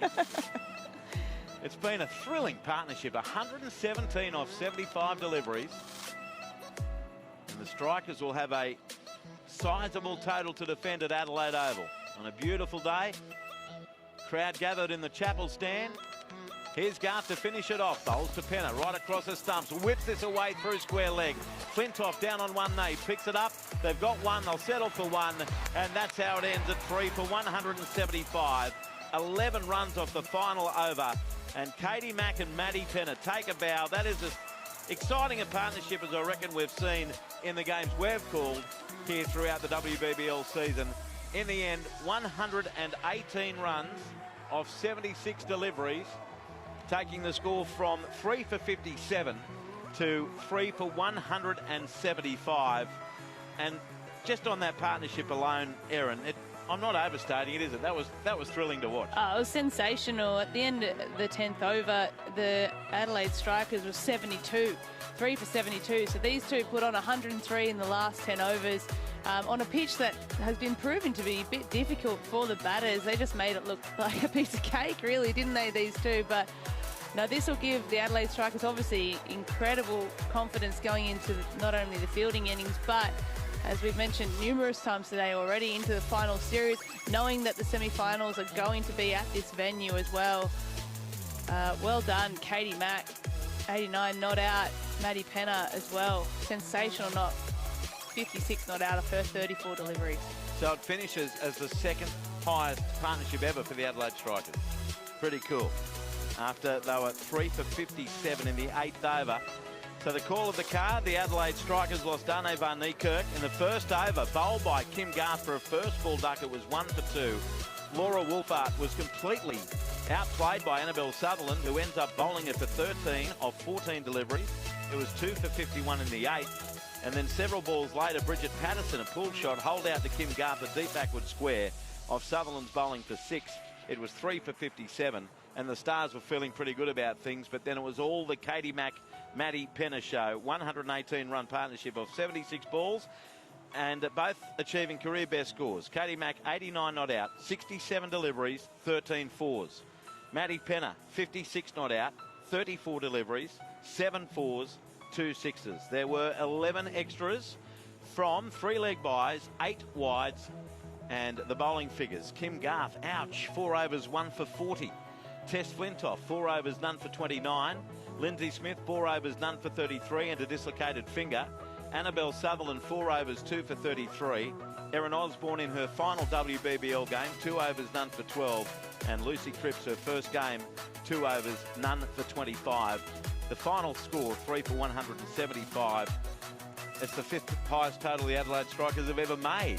And bearing in mind the Melbourne Stars aren't making the finals and they rely so much on their top order, did just give them a sniff of chasing down 176 for victory. Oh, look, you need Villani and Lanning really to fire, don't you, for them to get close to this total, 175. Villani's been in good touch, coming off at 84 not out in the previous game, but it's going to be a tough task. I think as well, just one last thing on Katie Mack, obviously a fantastic innings, but shows a lot of her character as well. Going into that last over on 88, she finishes on 89 and ran 2s to get Maddie Penner on strike, probably knowing that she was the better of the power hitters in the end. But it's going to be tough for the Melbourne Stars, that's for sure.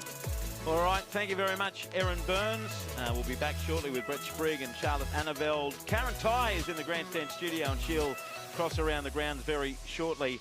2 for 175, the Adelaide Strikers. Katie Mack, 89 not out. Maddie Penner, 56 not out. The Melbourne Stars need 176 to win. The run chase shortly. Right now, though, we head to the ABC newsroom.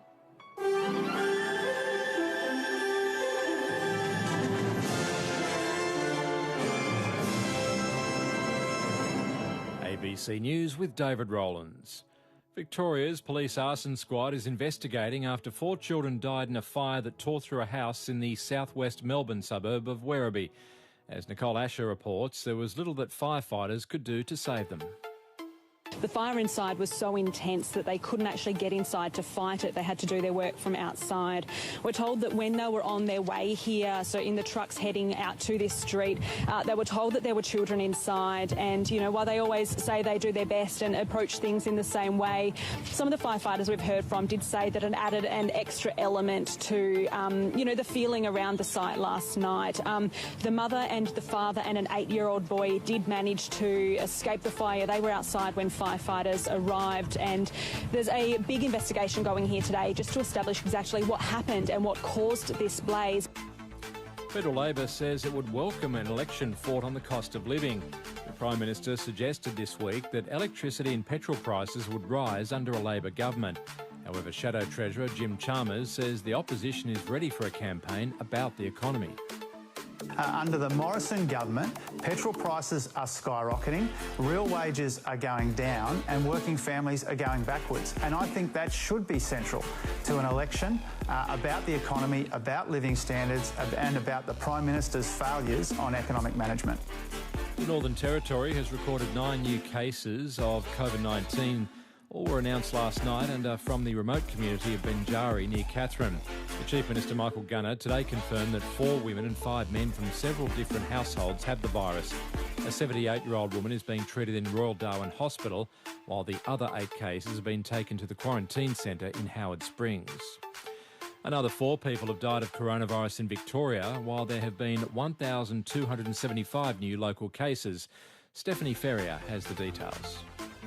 There are more than 9,600 active coronavirus cases across Victoria. The death toll from this outbreak is now 457, including a 10-year-old child whose death was reported yesterday. 317 people are in hospital, including 56 with active infections in intensive care and another 56 whose infectious period has passed. Of them, 25 patients need a ventilator to breathe. More than 6,000 vaccinations were administered at state-run centres yesterday, and 89% of Victorians aged 12 and over are now fully vaccinated.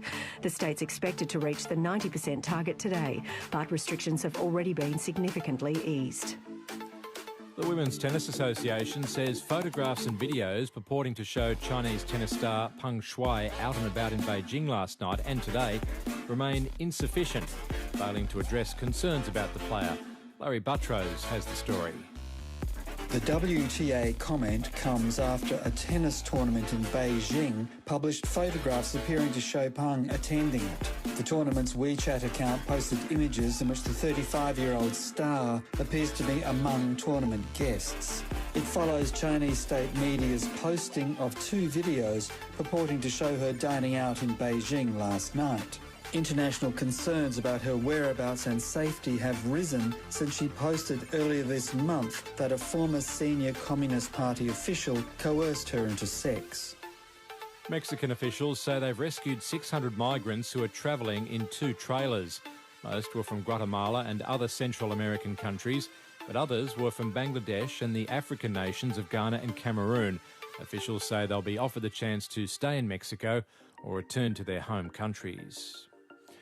Former Cricket Australia board member Mark Taylor says the decision to keep the Tim Payne investigation in-house during 2018 was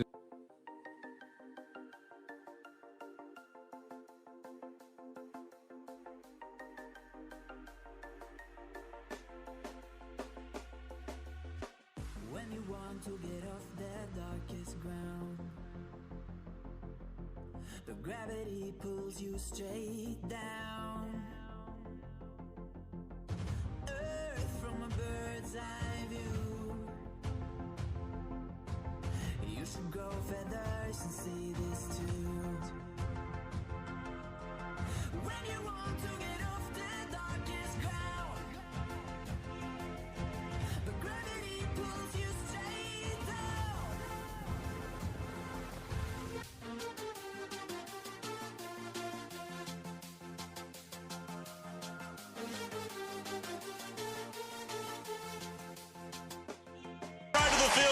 Live on ABC Sport Digital and on the ABC Listen app. And Karen Ty with you briefly in the studio. The Adelaide Strikers setting the Melbourne Stars 176 at the Adelaide Oval. This final match of the regular season before these teams meet again in the Eliminator final on Wednesday. On our way back, a quick around the grounds to the Sydney Supercars. Richard Crail.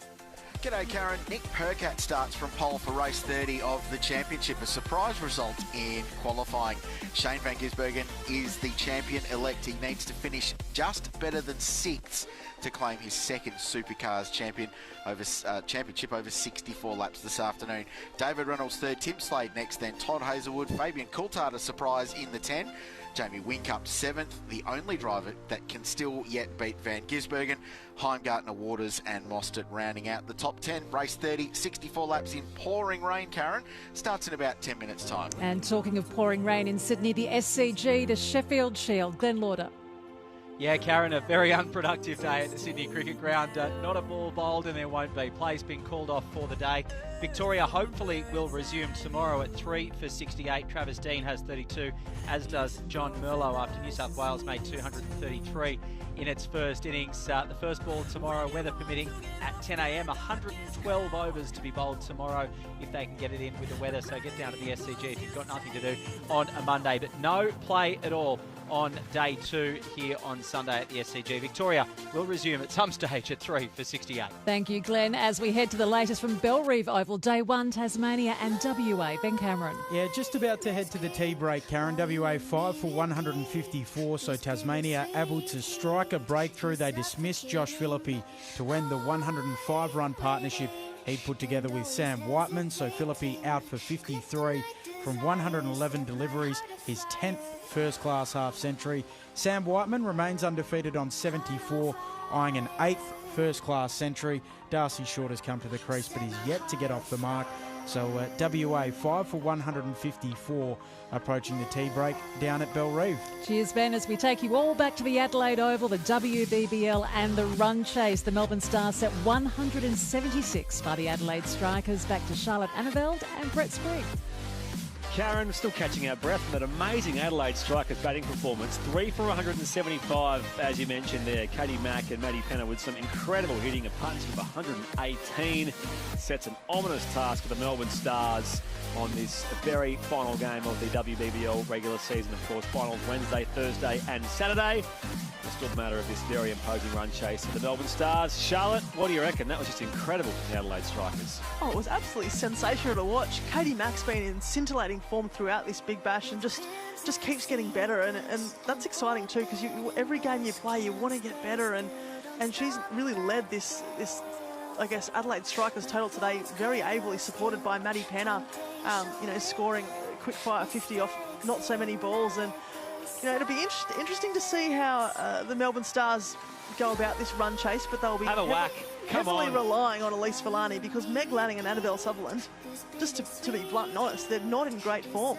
No, they're certainly not. Elise Villani was really the only one yesterday who scored runs in that game against the Scorchers, 84 or 66, and the rest of them all single figures. So it is all the more challenging for the Melbourne Stars, this task of 176. It's underway in a few moments' time. The Adelaide Strikers are out there in the middle of Adelaide Oval first. 0467 920 222. A lovely text has come in here from Michael in Redfern.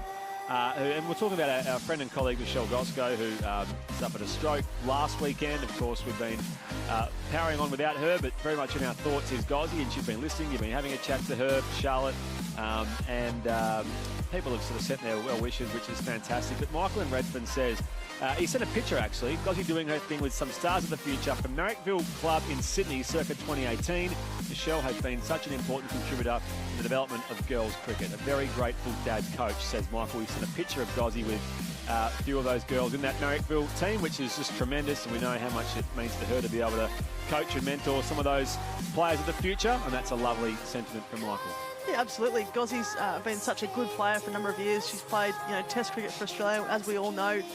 Was the first man or woman to score 200 on debut, and since she's retired, she's really got into commentating with us and coaching, and she's coached hundreds and hundreds of young girls around Sydney in particular, and a lot of the girls have gone on and are now playing in this WBBL.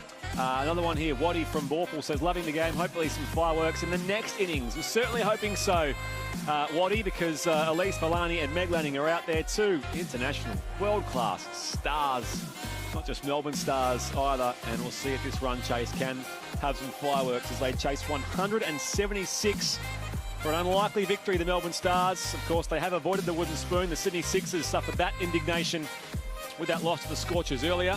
It's going to be Megan Shute first up. Speaking of world-class players, she'll have the ball in her hand at the Cathedral end of Adelaide Oval, and it's underway in just a matter of seconds. So, do they just have a crack from the first ball here, the Stars? Can they just throw caution to the wind and give it a go?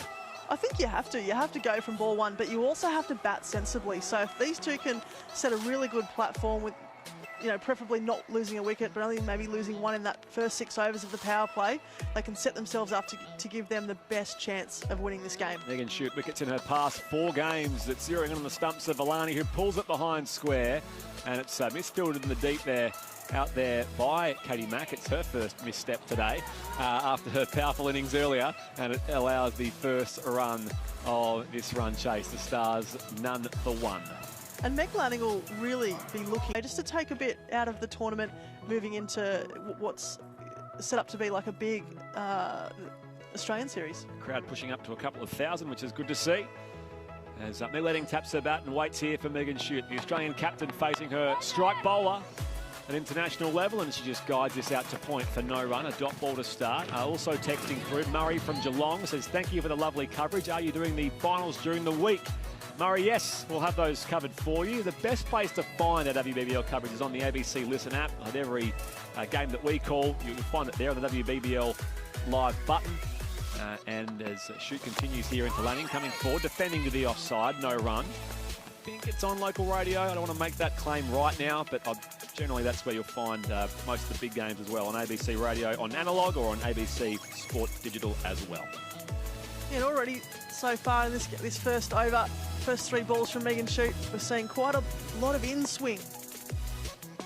She is bowling to Lanning from wide of the crease as well, coming in Megan Shute, really just, as I said, zeroing in on the stumps on that angle. And Lanning again just blocks it to the offside. Another dot ball. The Adelaide Strikers will really want to bowl well here and field well.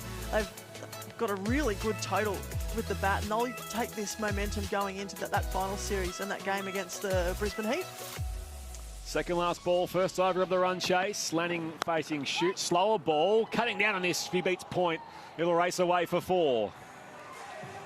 First boundary of the run chase. Lanning is off the mark with a 4. The Stars of 5 for no loss. And you can't bowl there to Meg Lanning, whether she's in form or not. It's just easy pickings. It's one of her best shots, that cover drive, and just short of a length cutting. I was talking yesterday about Sophie Devine and what a cool presence she has. When you see her at the toss or interview her, she's always so laid back and never has any real cares in the world. As Lanning here waits for Megan Shute, full of ball, coming for defending. She's content to see her off with a dot ball, and 5 runs off the first over of the run chase. The Stars chasing 176 to win. They have the first 5 runs in that Megan Shute over. Is the same can be said for Meg Lanning in a different sort of way. Sophie Devine has more of a physical presence, of course, but Meg Lanning, she's just a cool operator. She's very understated the way she talks. She doesn't sort of say too much. She's the Australian captain, which is always a nice title, I suppose, to have. But I don't know what it is about Meg Lanning. She's obviously a tremendous player. She uses great timing, great stroke player, but she's also just a very cool operator. Yeah, absolutely. They both are, Sophie Devine and Meg Lanning. But Meg's someone that the girls just want to follow. She's got a bit of an aura about her. She's obviously probably one of the best batters in the world when she's in form, and has been for a long time as well. And she's a hard taskmaster. I've heard at various Australian camps, if you're injured or coming back from injury, you're either in the drill or you're out of the drill. Yeah. So you're in 100% or you're out. So she really works the girls hard as well. A new ball here with the captain Talia McGrath. So bear in mind, Darcy Brown was withdrawn from today's game due to, I guess, just management, being rested. So McGrath hits the pads here of Villani. She'll take off for 1. It's behind square. I don't think there was bat on that. And umpire Sean Craig confirms my suspicion of the leg by signal. So none for 6, the Melbourne Stars, with that sundry. So yeah, Darcy Brown being rested ahead of what could potentially be 3 games for the Adelaide Strikers. Of course, the new finals system. Elimination final against the Brisbane Heat Wednesday night. A prelim of sorts on Thursday night for a chance to face off against the Perth Scorchers over in Perth on Saturday evening, as Lanning is reaching in a wide ball outside the off stump, cutting away again. Same result as before, 4 more. Lanning has 2 boundaries. She's 8 and the Stars are 10 without loss. Well, she didn't quite get to the pitch of that ball. It was quite wide and short outside off stump, and she ended up, the bottom hand just fell off that bat, and she's absolutely smoked it, essentially with just her top hand. It's a sign of a class player, is even those mishits or miscues of shot selection can still go away for 4 or 6, as she's up on her toes and playing it straight to cover point, a dot ball after the boundary. So none for 10 here, the Melbourne Stars, in pursuit of 176, that victory target. Yeah, they're off to a pretty subdued start, similar to the Strikers. The Strikers waited, till about the 4th over, and they really got going. And so these two can set a good platform to see off these openers. Full ball. Lanning is driving straight to mid-off, no run. Yeah, if these Meg Lanning and Elise Villani can just see off these openers without losing a wicket, just keep ticking a couple of runs across, I think they'll look to really get going shortly. The voice of Charlotte Anneveld on Grandstand Cricket. 5 runs off this over so far, bowled by Talia McGrath. Taking onto the field, there's a gully, a backward point, cover mid-off, on the offside as Lanning moves inside the line here to tuck it away. It's just a short backward square or short fine leg and no run. Well, McGrath just quite hasn't got her line right so far in this over. She's been lucky she hasn't gone for too many runs so far. She just needs to get it back across to that offside, just outside off, hitting that off peg. A wicket yesterday against the Sydney Sixers. Here she is, last ball of the over. Scooped high in the air by Lanning. It was down the leg side, and it's gone all the way for 6. Just helped it on its way to Meg Lanning. It was drifting. She hit with the pace, with the natural shape of the line of the ball, and she finds maximum value for that shot. Lanning 14 off 10, the Stars none for 16.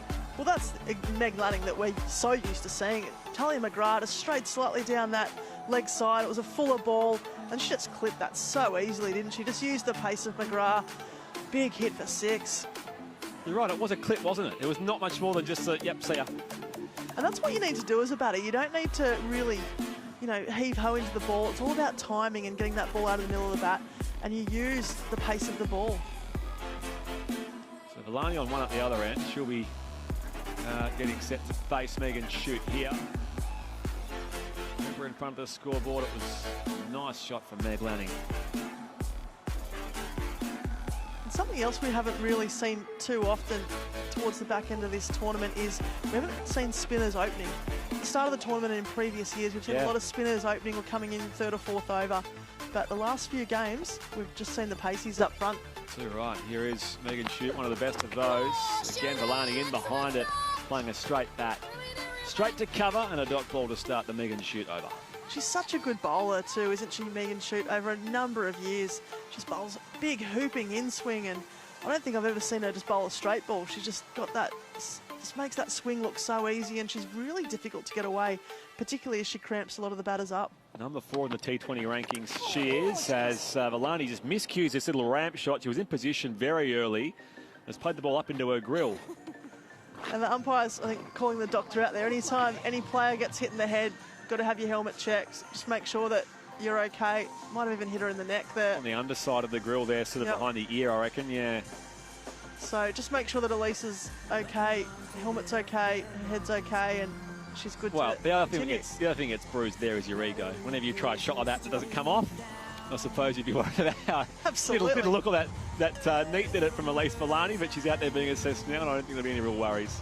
Yeah, and you want to make sure that obviously first and foremost that the player's okay, and as a player as well, you want to stay out there no matter what situation or you're in. Look at Lindsay Smith, she dislocated her finger, went off, got it sorted, saw the doctor, straight back out there doing her thing for the team. They're having a little laugh out there, Meg Lanning, Elise Villani, the doctor, and I think the Melbourne Stars physio. But yeah, not a good position, just under her right ear, wasn't it? Yeah, it sort of come up off her sort of high part of her arm, her shoulder, up into that sort of just behind her ear. So I think that's what their main concern is, although they've just sort of assessed her and it's all fine for the moment. Elise Villani, just the 1 run for her. And landing 14 at the other end, so it's a lopsided partnership early on, but here is Elise Villani. It's still early for her. Megan Shute, 3rd ball of the 3rd over. Attempts the ramp again, this time on the full. Gets it away through vacant short fine leg, but the fielder at long leg runs around there, Katie Mack. And in the end, they'll only have the single there. Villani to 2, the Stars none for 17.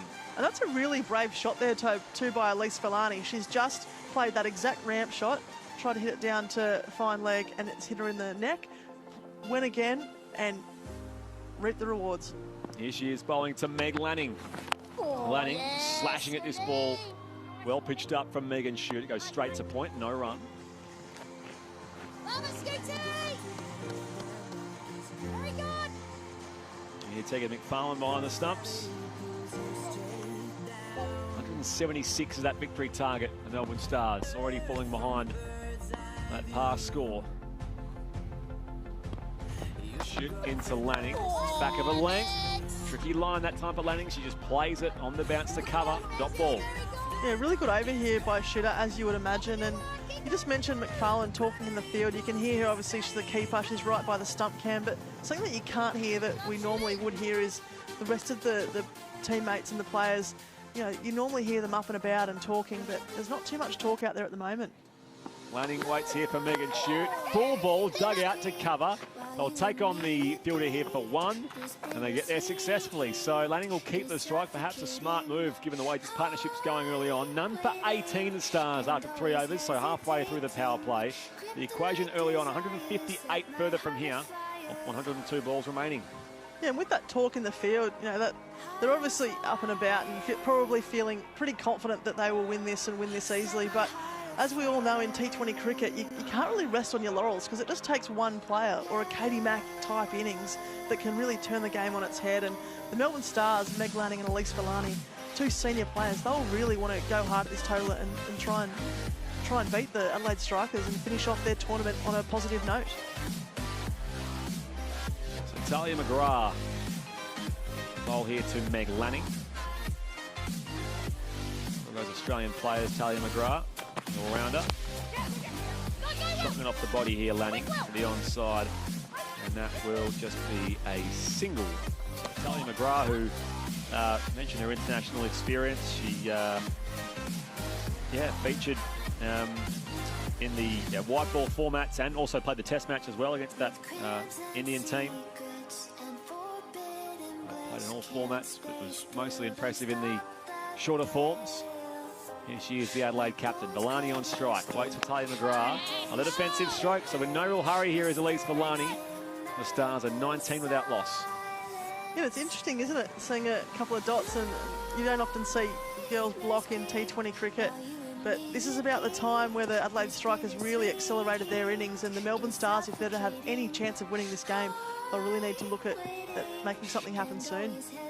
Villani waits for McGrath, full of ball, Yorker dug out, back to the bowler. So a careful approach from Villani, perhaps even she's mindful of what this may mean. If she can get well set again like she was yesterday, can score some runs, that might have her name back in the conversation as far as the national setup. Of course, there's still a WNCL cricket to come in a couple of weeks' time when that kicks off. But see if she can produce something here. Full of ball, she's pulling it though somehow, Villani. Tugs it out to the onside there. And Megan Shute is at deep square leg, and it is just the one run for Elise Villani. So she's 3. The Stars are none for 20. 2 balls left in the 4th. And both Villani and Lanning are two players that can just take a bit of time to get into their innings, but once they're going, they can catch up really fast. Lanning on 16, taps her bat, waits here for Talia McGrath. Short ball, pulled, slight miscue, just gets off the square. Fielded at mid-wicket by AJ Wellington. One more here for the Australian captain. Lanning is 17. The Stars none for 21. This is actually Elise Villani's 99th WBBL game. We've seen that milestone happen a few times since Jess Jonathan was the first to reach that mark last week in Mackay. There's a few who are in line for that milestone.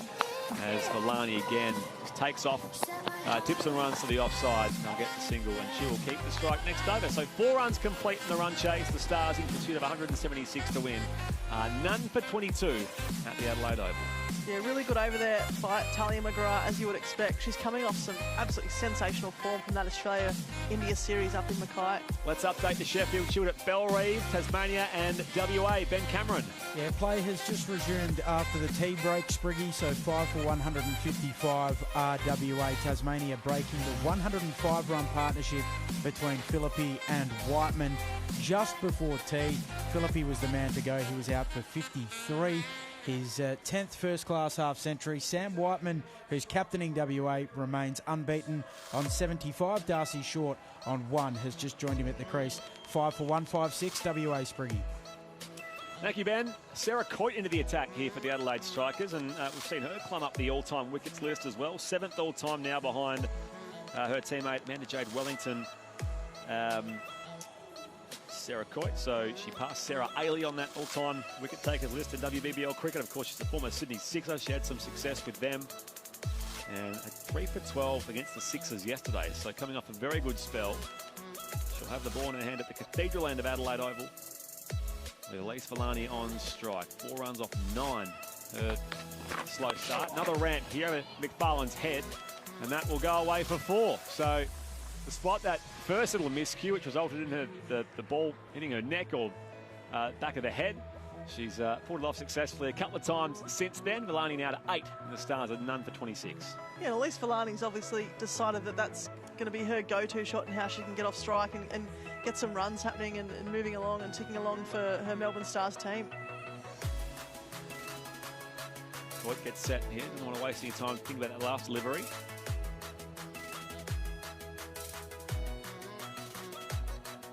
Villani's keen to keep going as well. Voigt into Villani, gives herself room at the crease. Slow ball, rocks back and cuts through a gap between cover and mid-off. And that will roll away for 4. Back-to-back boundaries here for Elise Villani. So despite the slow start, she's finding herself now. 12 runs to her name. The Stars are none for 30, chasing 176. And she's certainly in really good form towards the back end of this WBBL, and it will be interesting to see where the Aussie selectors feel that she may or may not fit into that Australian team. There's, you know, it's very hard to get into that top order, isn't it? You know, you've got Elise Perry, Alyssa Healy, Meg Lanning, just to name a few, Ash Gardner. You know, are they going to look for form players or what they know?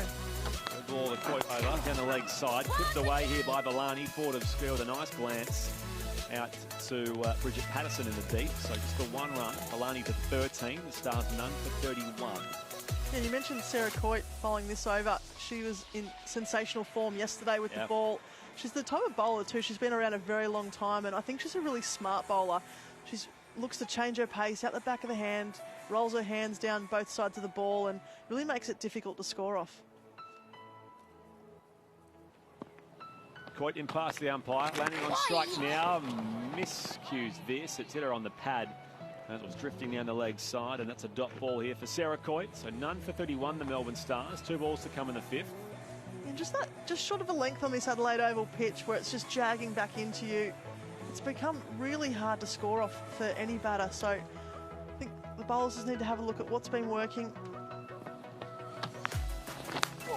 Lanning clamps down on this, out to the sweeper on the offside fence. The second last ball of the 5th, none for 32. Villani on 13, Lanning on 18. That's how it looks so far for the Melbourne Stars. This stage, the strikers were 1 for 35 at the same point in their innings. Of course, that Katie Mack and Maddie Penner partnership had a bit more towards the end. Villani takes off with a leg glance through the onside, straight to mid-wicket, and just a single to finish off. So Villani will keep the strike next over. She is 14 off 13. Lanning is 18. The Stars are 33 without loss in pursuit of 176 to win. Andrew Moore is joining Charlotte Annabelle next. Before we hear from him, let's get to the supercars at Sydney Motorsport Park. Richard Crail. It is absolutely pouring here at Sydney Motorsport Park. Race 30 officially underway, but it's underway behind the safety car, the field rolling round at 60 kilometres an hour until they can get to a point where conditions are safe enough to let the field loose. So at the moment, Nick Percat leading, but no real racing laps completed yet. Richard, well done, mate. We'll come back to you shortly. Andrew Moore with Charlotte Annabelle. Good start, Melbourne Stars. No wicket for 33 after 5 overs, and there were 11 runs off Sarah Coit's first over. Elise Villani is 14, and Meg Lanning 18 after the strikers smashed 3 for 175. Katie Mack 89 not out to improve her season tally to 426 runs, which has her 3rd on the list. Beth Mooney finishes her campaign with 528. Georgia Redmayne 436. And Mignon de Pria, 414. Grace Harris, 403. And Sophie Devine finishes at 407. Elise Villani started the innings with 339 runs, so she's into the 350s, and she's on strike to leg spin. Dane van Niekerk bowls, cut away off leg stump by Villani, straight to cover. No run, none for 33. Hello, Charlotte. Afternoon, Maury. Good to see that the much vaunted opening combination's off to a good start for the Stars. Niekerk flips the ball from one hand to the other. In she comes over the wicket. Short approach, well flighted. Down the track, she missed it. Elise Villani, it should have been stumped for all money, but Tegan McFarlane missed it. Botched it behind the stump, so a life for Villani. on 14 at none for 33. She was totally beaten in flight that time. Oh, absolutely. She really threw that ball up and it really dipped quite late, didn't it? And just beat Villani all hands up. Kirk in again, swept away by Villani. Through square leg along the ground for 4. Last over of the power play, and Villani takes advantage of it. She moves to 18 with her third boundary. And the Stars none for 37 in the 6th. Yeah, you'd have to say it at this stage in the game. I know it's still pretty early, but it's really evenly poised. The Stars are keeping up with this run rate at the moment, and if these two can set up a good platform for the Stars, it'll give themselves every opportunity to overcome this, what is a huge total set by the Strikers. Yeah, they started the innings needing to go at 8.8 and over. That's up to 9.59 per over. Van Niekerk well flighted, swept away again. This time more through with mid-wicket by Villani, where there is protection courtesy of Katie Mack. She bounces a return into Van Niekerk. 1 run. Villani 19. None for 38. Still pretty imposing, however. 138 to win off 86 deliveries. So they need this partnership to be almost as productive as the 4th wicket stand between Katie Mack and Maddie Pennell was for the Strikers. What did they put on? 118. Yeah, absolutely. And I almost kind of think that the Adelaide Strikers have come out here just expecting they will win. And I think they need to really take a bit of a different angle and Niekerk bowls well wide, nearly off the pitch, but Lanning had worked herself right across the crease, slices it away to 3rd. Laura Wolfhard in pursuit. They come back for a 2nd run, and despite a nice return from Wolfhard, they do get 2. Lanning moves to 20. That would have been a wide, if not 3 or 4 of them. It was so wide, but Lanning did get some bat to it. So none for 40, Lanning 20 off 18. And it would be huge for the Stars captain, the Australian captain, to finish the WBBL with a strong knock. Absolutely, and she's got herself going 20 off 18, and if she can just stick out here for a bit longer and, you know, feel the ball off the bat just a few more times, I think she'll almost hit herself back into some really nice form. Stars can finish as high as 5th or as low as 7th. Strikers 3rd or 4th. Van Niekerk bowls to Lanning down the track. She gets there, gets it over the head of the bowler and the mid-off, and a race away for another boundary. Lanning gets her 3rd 4 along with a 6 to move along to 24, and it ends up being a good over, if not a touch lucky for the Stars. None for 44. That's the end of the power play, and at the end of the Strikers' 6 overs, they were 1 for 45. That's how even it is. Meg Lanning 24, Elise Villani 19, and we've seen 22 runs off the last 2 overs. Yeah, fantastic over there by the Stars. You have to say at the moment, you know, without having lost a wicket in that power play, that they're probably just slightly in front at the moment. But as I was saying with Adelaide Strikers, I think they really think that they're just going to walk over this Melbourne Stars team, particularly as they haven't been in good form, a lot of their top order. But they'll need to get up and about and find a way to pick up a wicket and break this partnership initially, and then really just start to stem the runs. You're happy with the decision for them to rest Darcy Brown today? It seems to make some sense. Not that she's shown any signs of fatigue. She's bowling beautifully. But the fact that as your main strike weapon as a fast bowler, you may have to play 3 sudden death games in 4 days. Yeah, well, it's an interesting decision, but she is young, so you've got to, you know, manage her workload so that she doesn't break down. So now it's the leg spin of AJ Wellington, greeted rudely by Elise Villani. Comes down the track and smashes it through long on for 4. Great stroke by Villani. Her 4th boundary, none for 48 to start the 7th. Well, Meg Lanning just fell straight on her back, didn't she? She didn't want to get hit. It was absolutely clubbed to the boundary by Villani. And just touching on Darcy Brown, you know, as any player, you know, particularly I know as a former fast bowler, you want to play every game that you can. And whilst she'll be disappointed that she's not playing today, she's got to probably think long term, and she's going to be around that Australian team, I think, for a very long time. And so if they can just manage her workload to make sure that someone can get injured early on, it'll be really good for Australian cricket. Wellington well flighted, swept up in the air to deep mid-wicket, and it finds a gap. 2 bounces over the rope. 4 more. Elise Villani all of a sudden 27 off 19. She should have been stumped last over. Will the Strikers pay for that? The 50 on the board for the Stars coming in the 7th over. None for 52. The 50 partnership of just 38 deliveries. Well, they've obviously decided, Villani and Lanning, that they're going to attack the Adelaide Strikers spinners in Van Niekerk and Wellington, and they're certainly coming off at the moment for them. Well, Wellington 16 wickets, which is equal 2nd coming into the day. I don't think that's been surpassed.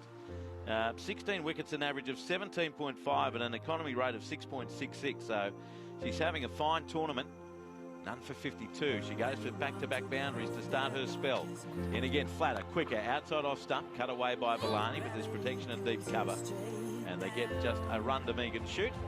So Villani moves to 28 of 20, and this hot on the heels of her equal best score yesterday when she played a lone hand for the Stars, scoring 84 off 66.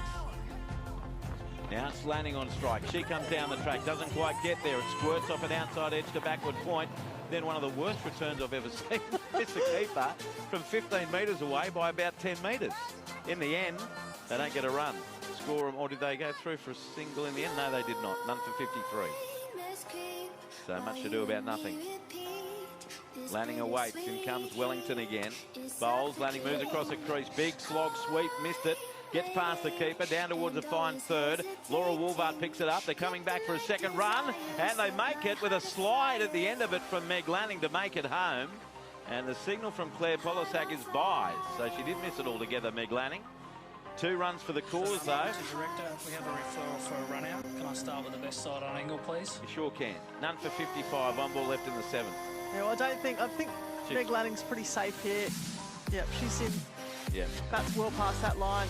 Before it even gets to McFarlane. It's clearly grounded over. But really good experience and good running here by Lanning and Villani. They'll look to set a good pace to tick off these overs across the course of this game and look to really set the Stars up for what they hope will be a win. Officially not out. So we saw 11 runs come off the 5th over, 11 off the 6th, and so far 11 off this 7th over. It's been a productive period for the Stars. Wellington to end the over, down to Lanning, comes down the crease, hits it over the top of mid on 6. Meg Lanning showing why she's one of the world's best. She's 30 off 22, that's her second 6. 17 off the over, none for 61 the Stars after 7. And at the same stage, they're 10 runs to the good. The Strikers were 1 for 51. None for 61. Villani 28. Lanning, who's having a lot to say to her partner at mid-pitch at the moment, is 30. They need 115 off 78 deliveries.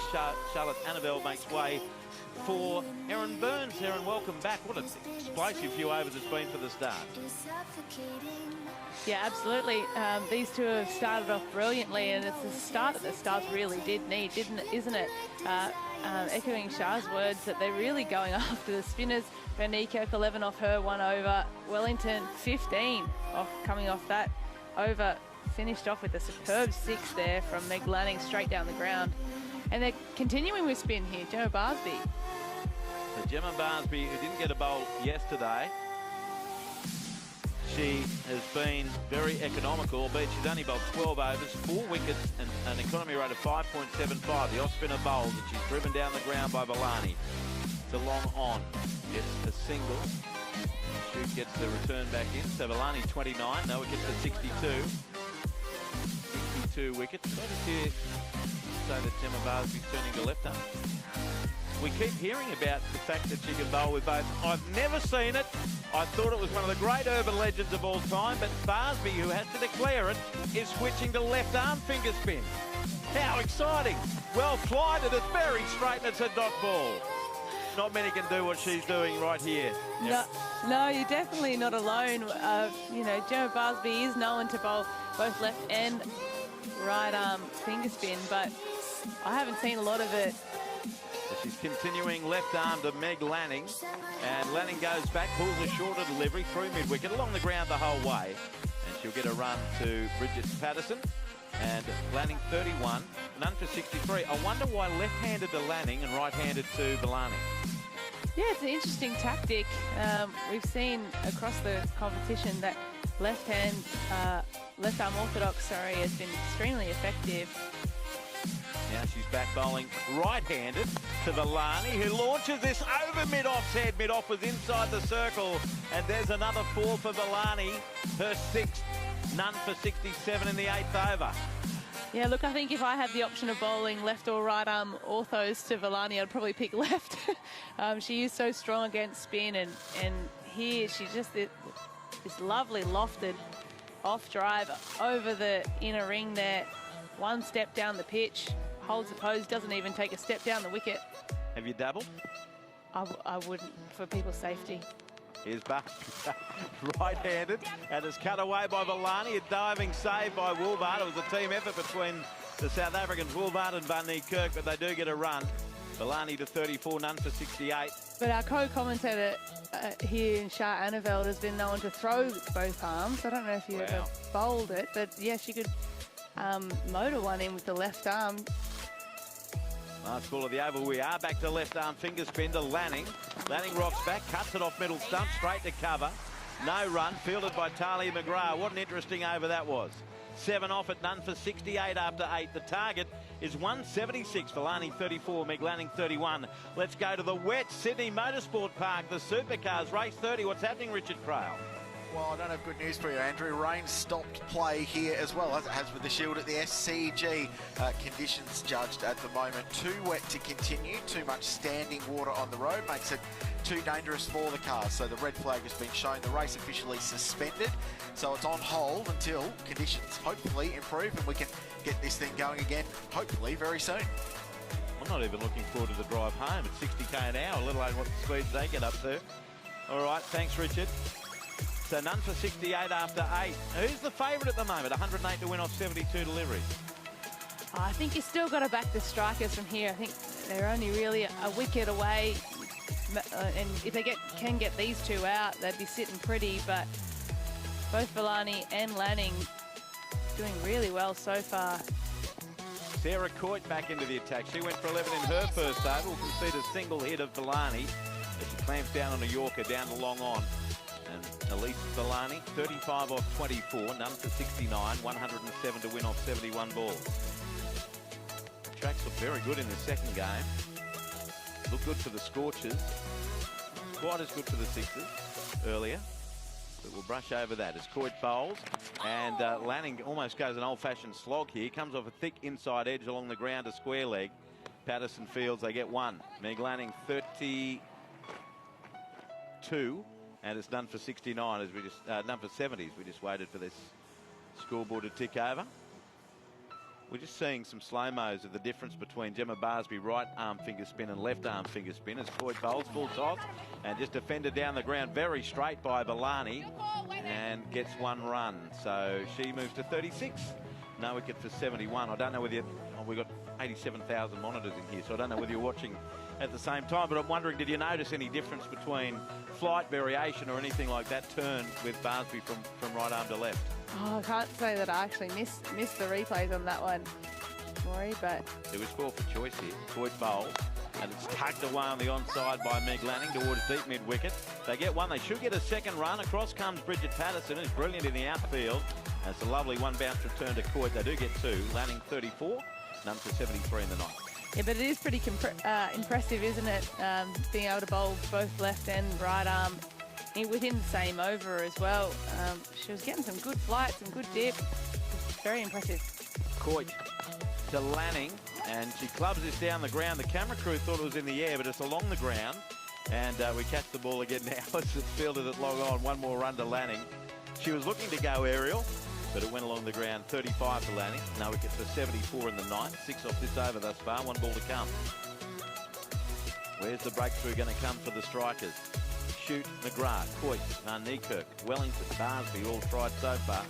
Coit bowls, and following her down the leg side is Coit to Bellani. She clamps down on it to long on again. Another single, and Barsby does the fielding with a right-handed return. End of the over, no wicket for 75. 7 runs off. They need to go at 9.18 per over the last 11. Chasing 176 to win. None for 75, the Melbourne Stars. With Bellani 37, Lanning 35. Let's whip around the grounds again at Bellerive Oval. Western Australia is batting day 1 of the Shield against Tasmania. Benjamin Cameron, what's the latest there? Yeah, Maury, early in the third session, WA 5 for 175, so just fighting back. Sam Whiteman, who's the captain for WA in this match in the absence of Sean Marsh, has really been the backbone of the innings. He's 77 not out. He's joined at the moment ably by Darcy Short, who's unbeaten on 18 currently. Last man to go, Philippi for 53. Test all-rounder Cam Green out earlier for 15. 5 for 175 WA. Benny, thank you. Here's Talia McGrath, the captain, brings herself back into the attack. Bowl slogged away by Bellani along the ground, wide of mid-on. Work to do for Sarah Coit. And in the end, Katie Mack comes in from deep mid-wicket to pick it up in front of Coit. 1 run. Bellani 38, none for 76 in the 10th over. Well, setting the scene for a really good chase here from the Stars. Both these batters seem to be contributing equally at the moment to this partnership. Lanning 35 of 28, Villani 38 of 27. Only 21 dot balls so far. Here's McGrath bowled short, pulled away by Meg Lanning. Got it a little straighter than she intended.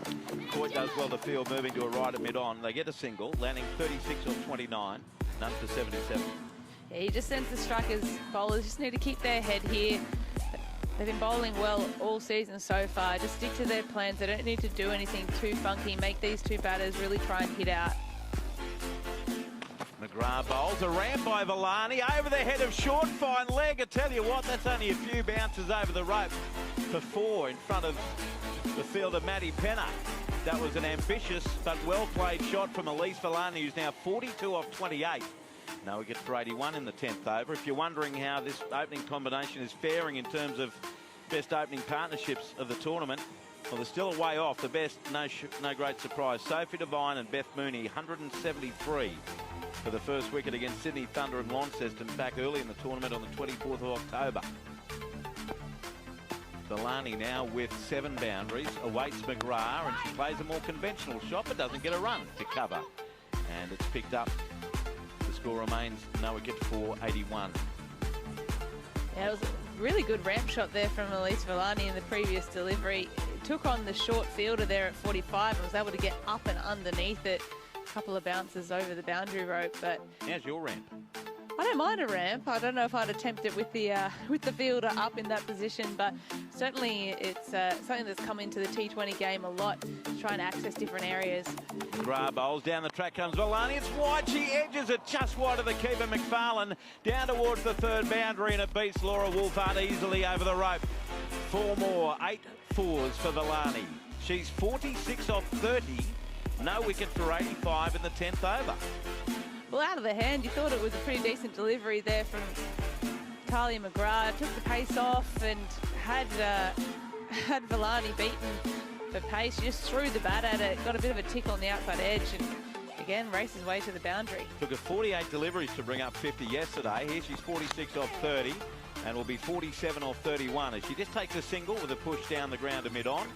Coit field. And Elise Villani will keep the strike. She's 47. Meg Lanning is 36. 10 overs gone, halfway through, none for 86. Make it 11 runs off that over. And Talia McGrath, who didn't bat, kept herself down the order. 3 overs, none for 25. Megan Shute, 2 overs for 7. Sarah Coit, 2 overs for 18. Dane Varneykerk, 1 over for 11, but she should have had Villani stumped. Amanda Jade Wellington, 1 over for 15. And Gemma Barsby, 1 over of left and right, none for 7. Needing 176 to win. The Melbourne Stars, no wicket for 86. Midway through, they need 90 to win off 60 balls. A run rate of precisely 9 and over, which is the exact run rate Brett Sprigg loves when he's at the crease. And Spriggy's coming up next with Aaron Burns on Grandstand Cricket. The WBBL, live on ABC Sport Digital and on the ABC Listen app. Well, ordinarily, Sunday afternoon, run chase, game 2 doubleheader. They can be long days. The mind starts to tire. But Aaron Burns, I am reinvigorated by this batting of the Melbourne Stars and Gemma Barsby bowling left and right. I can't believe it. Yeah, we're seeing all sorts of things in this match so far today. We saw some fireworks earlier from the Adelaide strikers in Katie Mack, and a great finish there from Maddie Penner. And these two in Villani and Lanning are creating some fireworks of their own, but it's not often that you see a bowler trundle in both left and right arm in the same over. None for 86 off 10. Let's have the conversation then. Should she have to declare it each ball? I know obviously when you think about bowlers changing from over to around the wicket, it would make sense. However, you talk about the evolution of the switch hit for batters in this format of the game. They're essentially changing their stance when the ball is in mid-flight, despite the fact the field has been set. Is it fair game if she just decides, not want to start bowling left or right? At anyone's guess. I think you need to declare which arm, but we've seen Harmanpreet Kaur come in and bowl right arm orthos and then leg spin as well in the same over. I think the angle, sometimes people can get a bit particular with angles of sight screens and things like that, the different angle that you get from the left arm as opposed to the right. The less controversial Megan Shute continuing with the 11th over of this run chase. The Stars, none for 86. The dot ball here from the bat of Elise Villani. It's a controversial take, but I can understand the argument. It says, well, hang on, if batters can switch it, let the bowlers bowl whatever the heck they want. And if you're good enough to bowl both arms, then go for it. Exactly right. Megan Shute, who bowls well enough with just the one arm. A right arm pace bowler here. It's cut away by Villani through a gap between point and cover point, and it's rolled away for 4. Villani a half century in back-to-back games. 51 off 33, another half century for her. She raises the bat, and the Stars just continue to score the runs here against the Adelaide Strikers. None for 90. Yeah, Villani notching up her 50 in style. Yet another ball put away to the boundary. Villani mis-stumping only on 14 from Van Niekerk. It's looking like it's costing the Strikers. The 4th half century of this campaign. The 11th over here. It's a slower ball from Villani, Shute to Villani, who finds backward point this time. No run. Yeah, it looks like Megan Schute's just bowling those little leg cutters, and with Villani being able to cut so close to her body, she's getting some real force through the ball. Shute in past the umpire. Full ball and leg stump. Tickled away here by Villani. They'll hurry through for one. They'll get there as well, but I fancy that will be a leg by. In fact, umpire Claire Polisak confirms that. So one to the sundries column. The Melbourne Stars are none for 91. Joe listening at Oatlands asks, why is Villani known as Junior? Never thought to question that. Do you know the answer, Erin? I think it was just when she was coming through the ranks, she got up into the Aussie setup really, really young. So I don't think there's anything too crazy behind it, apart from the fact that she was an absolute young gun. Not as crazy as bowled with both arms. As Shute continues into Meg Lanning, whipped away here, backward of square. The fielder chasing it, won't get there. Katie Mack can't reel it in. So 4 more for Meg Lanning. She's now had, 4 4s and 2 6s, ticks along to 40 of 30 balls faced. The Stars are none for 95 in pursuit of 176. Yeah, whips that off her legs beautifully, does Meg Lanning. No chance on the boundary there for the square leg fielder and Katie Mack. Lanning taps her bat, waits here for Megan Shute. Slow ball this time, cut straight to point, no run. And that is the end of... No, one to come in the over, right? No, it is the end of the over. 11 gone, none for 95. See, the mind does start to falter a little bit late in the weekend. Villani 51 off 35. Meg Lanning is 40 off 31. This game's still well and truly alive, though, mind you. The Stars in their run chase against the Adelaide Strikers. Yeah, in the balance here, isn't it, this game? You just sense that these two can go on with it, then they're well and truly in the box seat, the Stars. But it only takes one wicket, as we've seen throughout this competition. If they can snag one of these two and hold on to that opportunity, it'll go a long way in a Strikers victory to get themselves that momentum going into finals. You said 99 Big Bash games for Elise Villani. It's her 25th 50 scored a moment ago. And now we'll see a leg spin of Amanda Jade Wellington return to the attack from the city end. So 1 over, none for 15 so far for her. So an untidy start. We know what she's capable of. Certainly 16 wickets at 17.5 this campaign. Economy is 6.6. Here she is bowling to Elise Villani. Just off standard leg break that time. Hit the cover point midfielder, which will allow a single to be taken. That was Gemma Barsley midfielder. Obviously not as proficient with either side of her body in the field. No, I'm just kidding, Gemma. Don't worry. Don't listen to me. Meg Lanning back on strike now on 40. The Stars none for 96 in the 12th. Some time to reset the field is Wellington. Packed on the offside here. Lanning down and sweeping. Gets it through the legs of Short, fine and away for 4. Yes, swept really fine there. Probably should have been stopped by the short 45 fielder in Maddie Penner. She was pretty disappointed in herself. Kind of rolled over the top of it, did Penner. But good use of the angle there from Meg Lanning. Another 4 to her account. None for 100. So the 3 figures up for the Melbourne Stars. 76 off 52 is the equation from here. It's all set for a thrilling finish. Maybe a super over, Charlotte Annabelle. What do you reckon? And Wellington in past the umpire now. Down the track, Lanning checks her shot, plays it defensively here to point, and will get just the 1. So she was sort of coming down the track, but played a more sensible stroke to find enough room for the single, landing to 45. Stars 101 for no loss. Terry from Nowra reminds bowler bowls the ball right armed, then bowls the next ball left armed without advising the umpire to be called a no ball. I understand the rule, Terry. I'm just saying, is there scope to change the rule? That's what I'm saying is Villani is waiting here for Wellington. She cuts the wrong in here, straight to McGrath, wide of mid-off. And another single here for the Melbourne Stars. None for 102. 2 balls to come in the 12th. Yeah, these two are doing so well, obviously being able to find the boundary, but rotating strike beautifully. Not too many dot balls being accrued. Wellington flights it up here to entice Lanning, carves it high in the air. Fielder comes in, won't quite get there. It's on the bounce down there to Katie Mack at a whitish long off.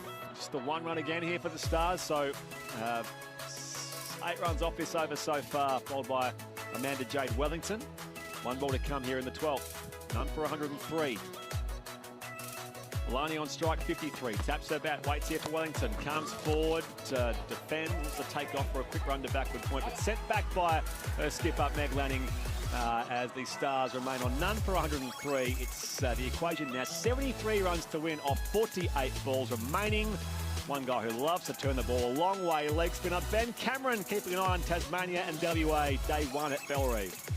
I certainly am. Thanks, Friggy. A little bit generous there, but WA moving along at 5 for 185. Whiteman along to 83. Darcy Short is unbeaten on 22 at the other end. Just repeating, Cam Green out for 15. In the first innings of this match, you'll have the second innings possibly to try and find some runs before the Ashes. But WA 5 for 185. Whiteman on 83. Thank you, Ben. None for 103 here, the Melbourne Stars. Now Sarah Coit to return to the attack from the Cathedral end. Her figures so far, none for 18 off 2. Where does this breakthrough come from, Erin Burns? Yeah, it's someone really needs to put up their hand here for the Adelaide Strikers. Coit ear to Lanning, who just whacks it back over the bowler's head, down to long on. Great save it is from Gemma Barsby. Going to her left that time, just inside the rope. That deep, straight boundary, and Lanning is content with just the single. She's 47, none for 104. And this is the situation where you dearly love, if you were the captain of the Strikers here, to have Darcy Brown in your stocks. Alani back on strike. Clips it off her toes here out to mid-wicket. They think about the second. Barsby, in fact, comes and does the fielding up from long on. Just the one this time for the Stars. They appear in control. The equation 71 off 46 early in the 13th over. Running back on strike 47. Bit of banter going out there in the middle. Coit to Lanning, moves around the crease here, tugs it down in front of square to Bridget Patterson on the rope at Cow Corner. 1 more run for the Australian captain. Lanning is 48. The Stars none for 106. Yeah, Coit doing well here, just changing her pace, keeping the ball nice and straight on the stumps, trying to just jam these two for any width. Alani waits for Coit, moves her feet across, and just chop down this to Laura Vulvar at a whitish short third. By the way, Meg Lanning this tournament so far, just the average of 22, strike rate of 99.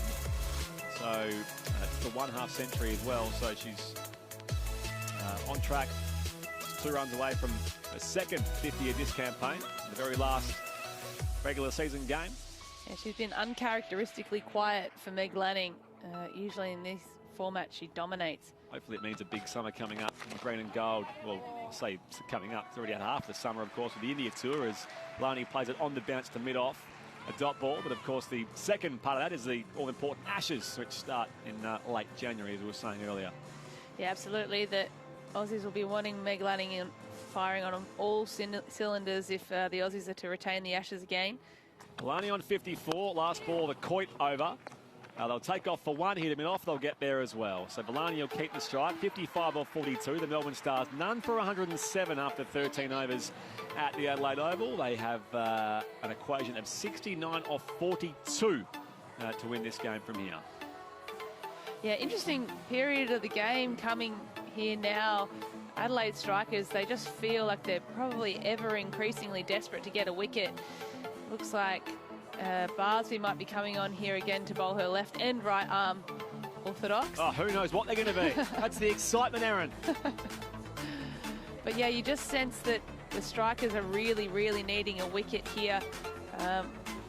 Run rate currently 9.8, but these two definitely have the skill set to be able to take that all the way. So she was bowling before her right arm offies to Villani, left arm orthos to Lanning. She's got Villani on strike here, so she will bowl with her right arm as Villani is down and sweeping, and this time she'll beat Patterson diving to her right into the rope at pace. 4 more for Elise Villani. She's 59 off 43, and the Stars 111 without loss. Yeah, motoring along, just good use of the crease. Villani just jumping outside the off stump and using that angle to create a beautiful sweep shot. It's right along the carpet all the way, and the fielder in Patterson had a bit of work to do and just out of reach for her on the boundary rope. Loving life out there, Elise Villani, facing the off spin of Barsby. It's a very slow off spin this time. She moves inside it, pulls it out to deep square leg. Just the 1 run here for Villani. She ticks along to 60. The Stars 112 for no loss. Now left arm around to Meg Lanning. Goals in the cap as well, Emma Barsby. Of course, the daughter of former Queensland great Trevor. Left arm around, orthodox. It's back of a length, poked away by Lanning. Megan Shoot is out there at deep square leg. Just a single here for Meg Lanning. She's now 49 off 37. The Stars are 113 for naught. Yeah, I wonder if she'll finish off here, Villani now on strike, keeping it with this left arm. Just something a little bit different, not giving Villani the same thing to look at. Off spin to Villani, full ball, dug out here off the leg. Shoot runs around from deep backward square. They power through for a second, they'll get there as well. Well run, Villani and Lanning. The partnership just continues to grow. 115 unbroken. They're chasing 176 to win here, the Melbourne Stars, which will be all consolation at this point of the season, the very last game of the regular season. The Adelaide Strikers will play the Brisbane Heat regardless on Wednesday night, first of those finals. Villani drives it straight to Talia McGrath on the bounce. Yeah, bump ball. I think the crowd thought that was taken by Talia McGrath cover, but hit with such power, one bounce and straight into... Villani facing the last ball to 14th. Barsby, it's a waist-high full toss, pulled forward of square. Megan Shoot comes out there to meet it. Just the 1 run, which will allow Villani to keep the strike on 63. Meg Lanning is on 49. The Melbourne Stars are none for 116 after 14 overs. The equation from here is 60 to win off 36 balls as Aaron Burns vacates and Charlotte Annaveld rejoins us in commentary. Hey, Char. Yeah, good afternoon, Spriggy. And you have to say that this is going to be a really exciting finish, isn't it? The Melbourne Stars have given them every opportunity to win this game. I'm reliably informed that you can throw okay with both arms. Is that right? Yeah, it is right. I can throw pretty much the same with my left and right. It depends what I'm doing as to if I'm left or right-handed. So I'm left-handed. Any fine motor skills with the mouse at the computer, I'm left-handed. But then the major motor skills are predominantly right-handed, and I can play golf with both as well. I'm the same. And not so much with the golf, but as far as I'm actually a natural right-hander, but I throw and bowl left. Yeah, Makes no sense, but it's... I didn't play at the same level you did, obviously. But as far as just having those... the way you describe that is I'm actually the reverse of you. So right-handed, everything else is left. Aren't we great people? Yes. Villani on 63, facing Megan Shoot, bowling the last of her 4 overs. Yorker on leg stump, dug out to mid-wicket. Think about the second and think better of it. It is fielded out there by Katie Mack. So again, this partnership just ticks along here. Lanning back on strike, 49 off 37. It's usually the hand that you write with is the one that you would throw with, predominantly, but yeah, not the case for all people. No, not at all. I think too with the Stars, they're still just a bit behind. They need to just look for a double up on these twos and hit a couple more boundaries just to put themselves in a good position. Landing on 49, full toss, dispatched out behind the umpire at square leg, just the single into the deep, which will allow Meg Lanning to reach her half century. She's faced 38 balls, 5 fours, 2 big sixes, and applause for the Australian captain who is steering the Melbourne Stars. She at least hopes to a win on the last day of this regular season. Her 27th WBBL 50 in 78 matches. She's had a century in that time as well. Falani back on strike 64. Rocks back to cut, straight to cover point. McGrath misfields, allows a single to be taken. None for 119, the Melbourne Stars. Falani now to 65. 3 balls to come in the 15. Yeah, and Meg will be really happy with the way that she's gone about her innings today. She's almost got herself back into some form, and we saw she didn't even acknowledge that 50. She's got her eyes on the prize, which is winning this game against the Adelaide Strikers. They've already surpassed the earlier partnership of Katie Mack and Maddie Penner in the Adelaide Strikers innings. As Lanning holds out straight to Wellington. Slapped at this from Megan Shute. Went straight down Wellington's throat at mid-off. And Lanning is on her way for 50. She reached her half-ton and was out the very next ball, having faced 39 of them. And the Strikers get a very late breakthrough, 1 for 119 in the 15th. Well, they really needed that wicket, the Adelaide Strikers, because the Stars were certainly looking like they were more in the box seat there. And Amanda Jade Wellington, she's got a knack of Megan Shute's got a knack of picking up wickets across all formats of the game at critical times, and she's done that today. And Meg Lanning's walking off the field extremely disappointed with herself. She would have been hoping to finish off this game and finish off the tournament on a really positive note. So caught Wellington, bowled Shute with the 4th ball of the 15th over. So can 1 become 2? Can the Adelaide Strikers get back some momentum in this run chase, defending that score of 175? The new batter is Annabelle Sutherland, who, as we mentioned, sort of been a hit or miss this tournament in regards to her efforts with the bat. She had 9 off 13 against the Scorchers yesterday. She herself has now played all international formats as well after her test debut against India last month or a couple of months ago. And Annabelle's someone too that hasn't had the best tournament so far, and this is a real opportunity for her to finish on a positive note and get her team, the Melbourne Stars, across the line here. Mark has asked, is Darcy Brown in today's team? No, she isn't. She's rested, we believe, for final series coming up, the Adelaide Strikers. Second last ball, the 15th. Sutherland on strike. Full toss here from Shute, driven back past the bowler down to long on, allowing a single first up. Sutherland off the mark, and the Melbourne Stars are 1 for 120. Normally in a situation like this, the in batter, you want to get them on strike and just get yourself. Annabelle Sutherland will just need to look to get herself off strike and get Falani on. But I think it's a point in the game where they're 56 off 31. They both really need to keep this momentum going. That's the equation. Falani back on strike, 65. Chopping down on this, straight to point. They'll run through for 1. They'll get there as well. So a bit of protection there from Falani. She'll keep the strike. 66 runs to her name. The Stars are 1 for 121 in pursuit of 176, the victory target. And to bring you home on Grandstand Cricket, it'll be Andrew Moore. The WBBL, live on ABC Sport Digital and on the ABC Listen app. Wow, what sort of a 5 overs will this be? 55 needed, so they've got to go to 11 and over. Elise Falani, who's surpassed 400 runs for the tournament, is on 66 from 50. Annabelle Sutherland, as you've heard, new to the crease, 1 off 1. 1 for 121. The target is 176.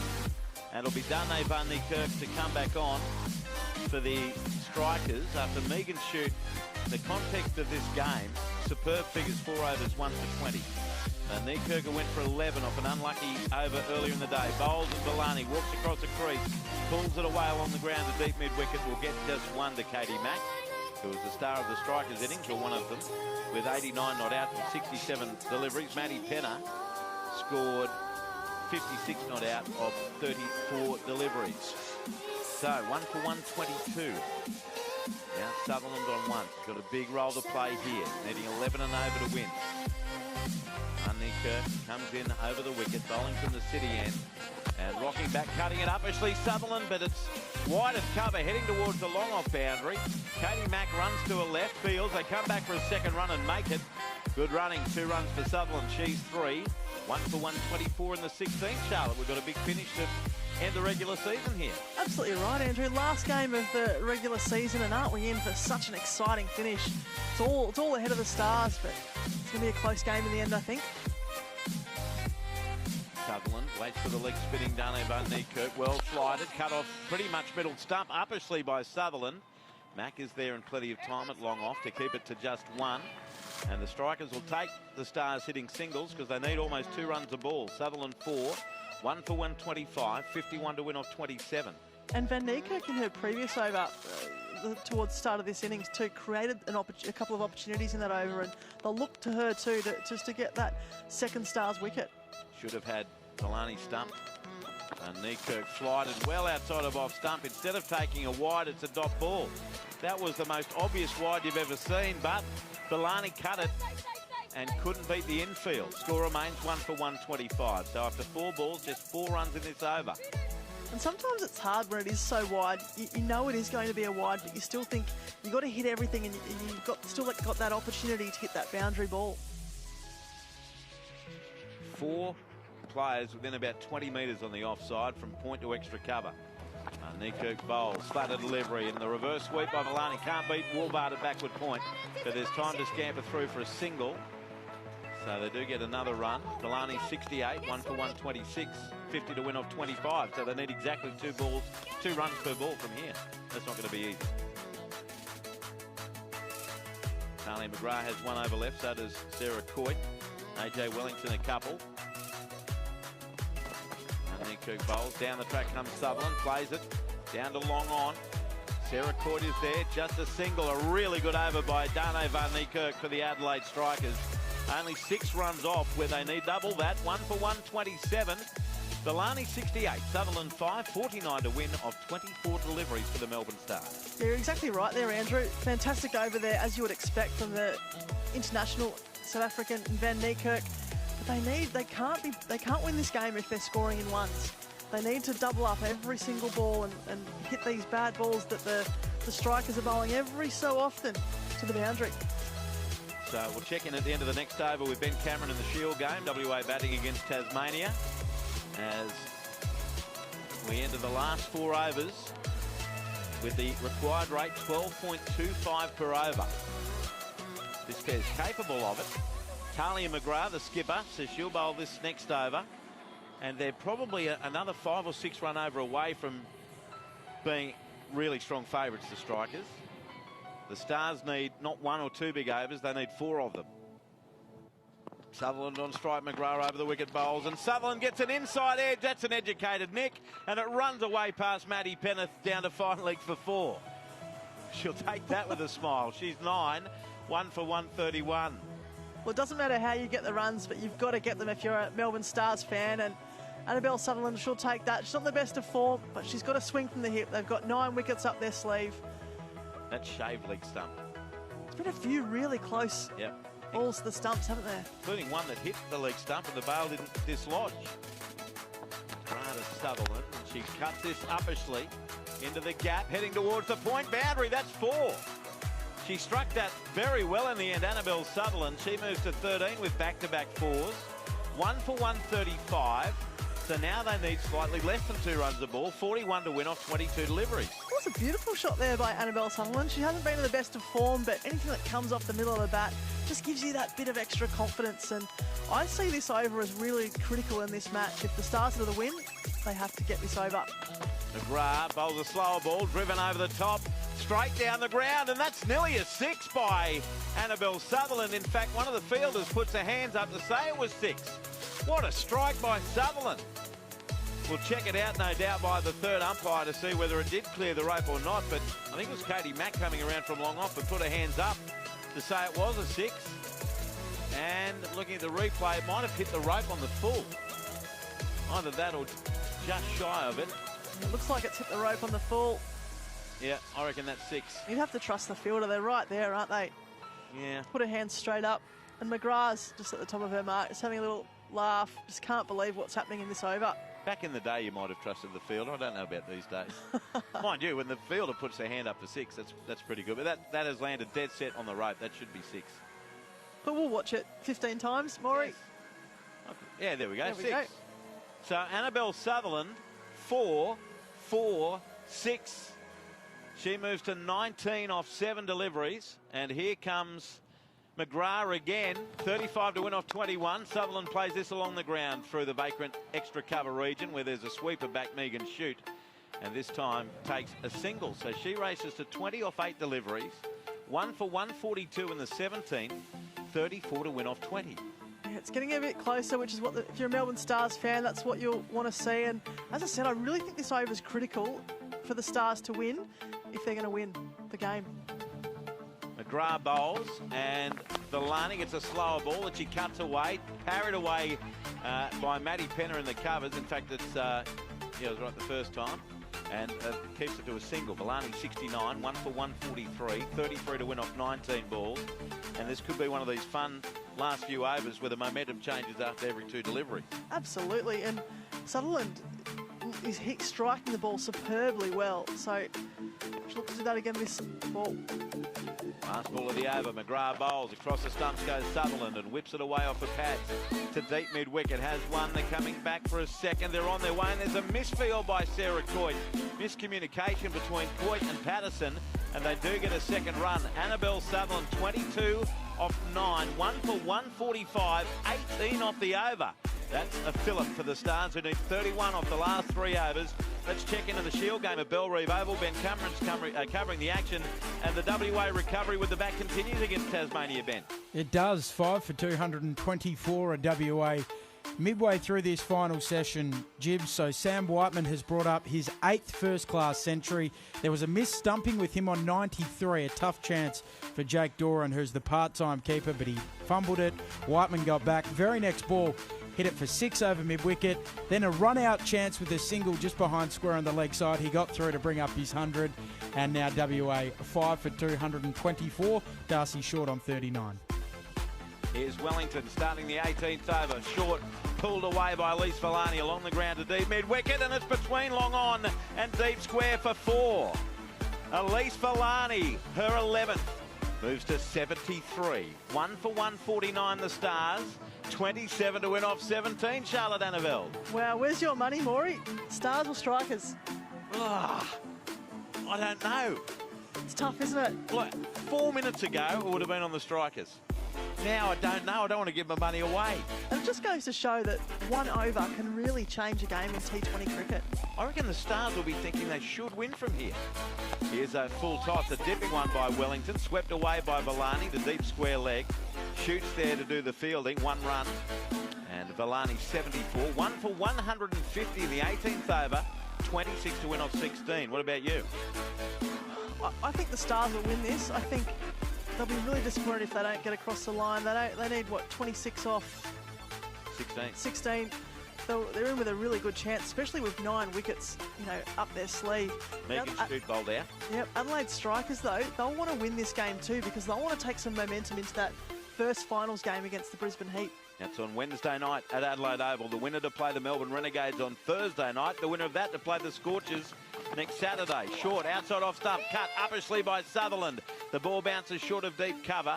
Return on its way from Patterson, and they get 1 run. Sutherland 23 off 10. 1 for 151, 25 off 15. Amanda Jade Wellington in a 3rd over has no wicket for 29. Hope you're enjoying the action. Charlotte Annavelle, Andrew Moore with you on Grandstand Cricket. Has 2.5 overs to go. 25 to win. Wellington around the wicket, bowls Villani, whips it along the ground to deep mid-wicket, sets off quickly. Fielding done it long on by Coyte. They can't get a second run. Good fielding by the veteran. So Villani 75, 1 for 152, and they need 24 off 14. And it looks like the wind's really picked up too over at the Adelaide Oval. And Amanda Jade Wellington can really use that to her advantage, really toss it up, use a slow pace. And she does, and it's top edge by Sutherland up in the air over the keeper's head. She'll get a run as Woolbart comes around to a left from backward point to field. Sutherland 24, 23 off 13. I reckon I'm 1 or 2 singles away from going back to the Strikers. Yeah, it's the momentum's changing almost every ball, isn't it? But the Melbourne Stars to win this game, they're not going to do it in singles. And I think Adelaide Strikers bowlers just keep that pace off it and keep bowling your slower balls and make the Stars. Wellington around the wicket. Down the track comes Villani. She sends it high. She sends it far. She sends it for 6. Villani up to 81 off 58. Her first 6. 1 for 159, and that means 14 off the over. That's more than enough. 17 to win off 2 overs, and that changes the scale and tips it firmly in the Melbourne Stars' favour. That lofty blow from Elise Villani, who again is approaching her highest score, which she matched yesterday of 84. She's 3 runs away. Well, the last 2 overs there from McGrath and Amanda Jade Wellington. Sorry, I'll come back to you, Charlotte. Let's update the supercars. It's a wet event. Richard Crail, what's the latest? Oh, it's all over, Andrew. Shane van Gisbergen crowned the 2021 champion. Race 30 will not restart on account of the weather, so that means the Kiwi wins his 2nd championship. All the updates from here at the end of this thriller. All right, so Shane van Gisbergen, the champion. More details after the cricket with Karen Tighe hosting Grandstand, and we've got a Grandstand finish here. Sorry, Charlotte, 17 to win off 12. Yeah, I think Melbourne Stars are in the box seat. Elise Villani's really held this innings together, really ably set up a good platform with Meg Lanning until she fell a couple of overs ago. But it's really gone in their favour in these last 2 overs of McGrath and Wellington going for a mountain of runs in both overs. 52 runs off the last 5 overs for the Stars. Sarah Coit bowls the 19th over, and it's worked away down towards long on by Sutherland. They have one on, misfield by Barsby. Oh, that should have only been 1. Instead, they get a 2nd. And that takes the score along. Sutherland gets a couple, and it's 1 for 161. I think our scoreboard missed the fact they came back for a 2nd. So Sutherland is 26, 1 for 161. Sarah Court on her way again, bowls to Sutherland, full toss, and she nearly made a Yorker out of it. Sutherland clamps down on it, punches it down to Barsby at long on, that time a single. She's 27 off 13 deliveries. 14 to win off 10, 1 for 162, and you'd have to say the Stars' firm favourites as of this point. Absolutely, only needed 14 off 10, but Sarah Coit's such a good death bowler too, and I'd like to see her bring one of the drives up and really make them hit across the line, you know, particularly well, they have brought a drive up mid-off. Long on is still back. Deep mid-wicket. Just cut off those singles that they're just so easily getting. Fine leg and third are inside the circle as Coit bowls. Tipped away by Elise Villani, very slowly on the ground. Thinking of a 2nd run, she'll get it. Barsby couldn't do anything about it that time as she moved in from long on. 2 runs, Villani, very, very smart.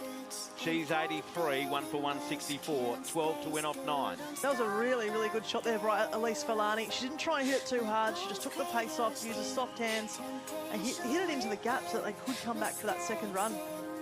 And she's still running as hard as she was when she came out in that 1st over. She's doing a Katie Mack.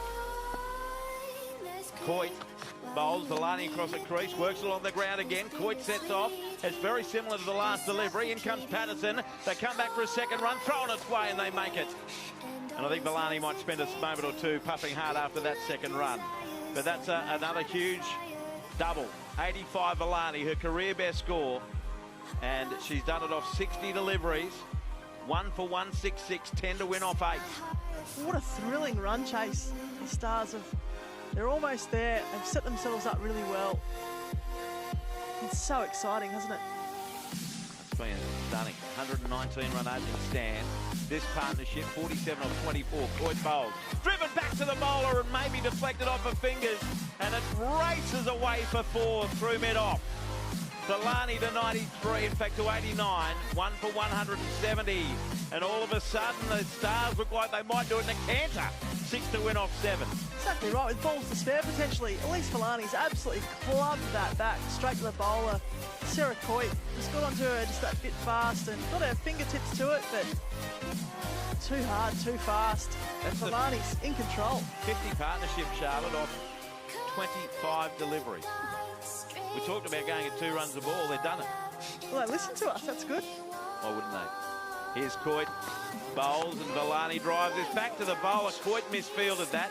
I think she tried to tip it onto the stumps, but she missed it altogether, and they get a run down the long off. So a single to end the over, and Elise Villani on 90 will keep the strike. 1 for 171, the Melbourne Stars. And we head into the final over. They only need 5 to win, or 4 to force a Charlotte Annabelle super over. I love a good super over because they're so exciting. It all comes down to 1 over apiece, but Elise Villani's in control of this game at the moment. 90 off 62, 5 runs to win off the last over. The last 3 overs with McGrath, Wellington and Coit have really changed that game and put it in the Melbourne Stars bag. So what's Villani thinking here? One lusty blow, let's end this thing. Or are they just tipping it around to do it in 3 or 4 balls? Well, it could be either or, but I hope Villani doesn't do anything silly here. I hope she finishes this off for her team and ends up not out. So if she hits a 4 and then a 6 to win it, she'll do it in the grandest of styles, bring up 100. Wow. Stackfield offside, 4 inside the circle. Backward point, cover, extra cover. Dane van Niekerk, the veteran leg spinner, comes in bowled. Pulled away by Leaque Villani through mid-wicket. There's the 4. 1 to win, they're tied. 1 for 175, the Stars. She is 8-6 away from 100. She's got to be thinking about it, doesn't she? Oh, you'd have to have a crack, wouldn't you? But just also keep your head still, get that base, and it'd be brilliant if she could finish off the last game of this regular season, WBBL 07, with a 6. After the game, Erin Burns, Spriggy will join us. We'll wrap up today's action and look ahead to the finals that start Wednesday night with the Eliminator. It's Heat against Strikers. 1 to win. Villani, 6 for 100. Van Niekerk bowls. Villani, she tried to go big, gets along the ground to mid-on and says, no, I'll keep the strike. 1 for 175. She smiles, she's trying for it. She knows it, so do her teammates, and even Meg Lanning breaks out into a big smile. Here comes Van Niekerk, bowls to Villani, well flighted down the track. Villani goes aerial, over cover, it's a 6, she's done it! Leaque Villani, 100! 100 not out to lead her team to a spectacular victory. They'll check it. Everyone thinks she's done it, but it's very close to the rope. It's either 98 or 100 for Leaque Villani. It may not sound like a big difference, but it is. Especially Leaque with the career she's had. She's never registered 3 figures in the WBBL. Looking at the replay, and I think it's just cleared the rope. What a way to finish, and what a way for the Melbourne Stars to finish a season. Beaten finalists last year. They'll be disappointed that their loss yesterday cost them a hope of making the finals. It could well have come down to this game, but instead they have to be content with a consolation victory, and a heck of a consolation victory. It's a 6, 1 for 181, and a Leaque Villani, 100 not out, 65 deliveries, 13 fours, 2 sixes. What a way to end it. Wow, what a way to finish. She wouldn't have been too disheartened, I don't think, if she did it with a 4 and finished not out on 98, because she's basically won this game for her team. Her and Meg Lanning's platform that they set at the top of that innings really set them up, and you know, what a way to finish that regular season. They haven't had the greatest of season, particularly the way that they played last WBBL, but great way to finish, and Leaque Villani, all smiles. But on the other side of things, Adelaide Strikers, you know, they would have thought that they had enough there with 3 for 175, but they just didn't look like they came out ready to play in their bowling innings, and no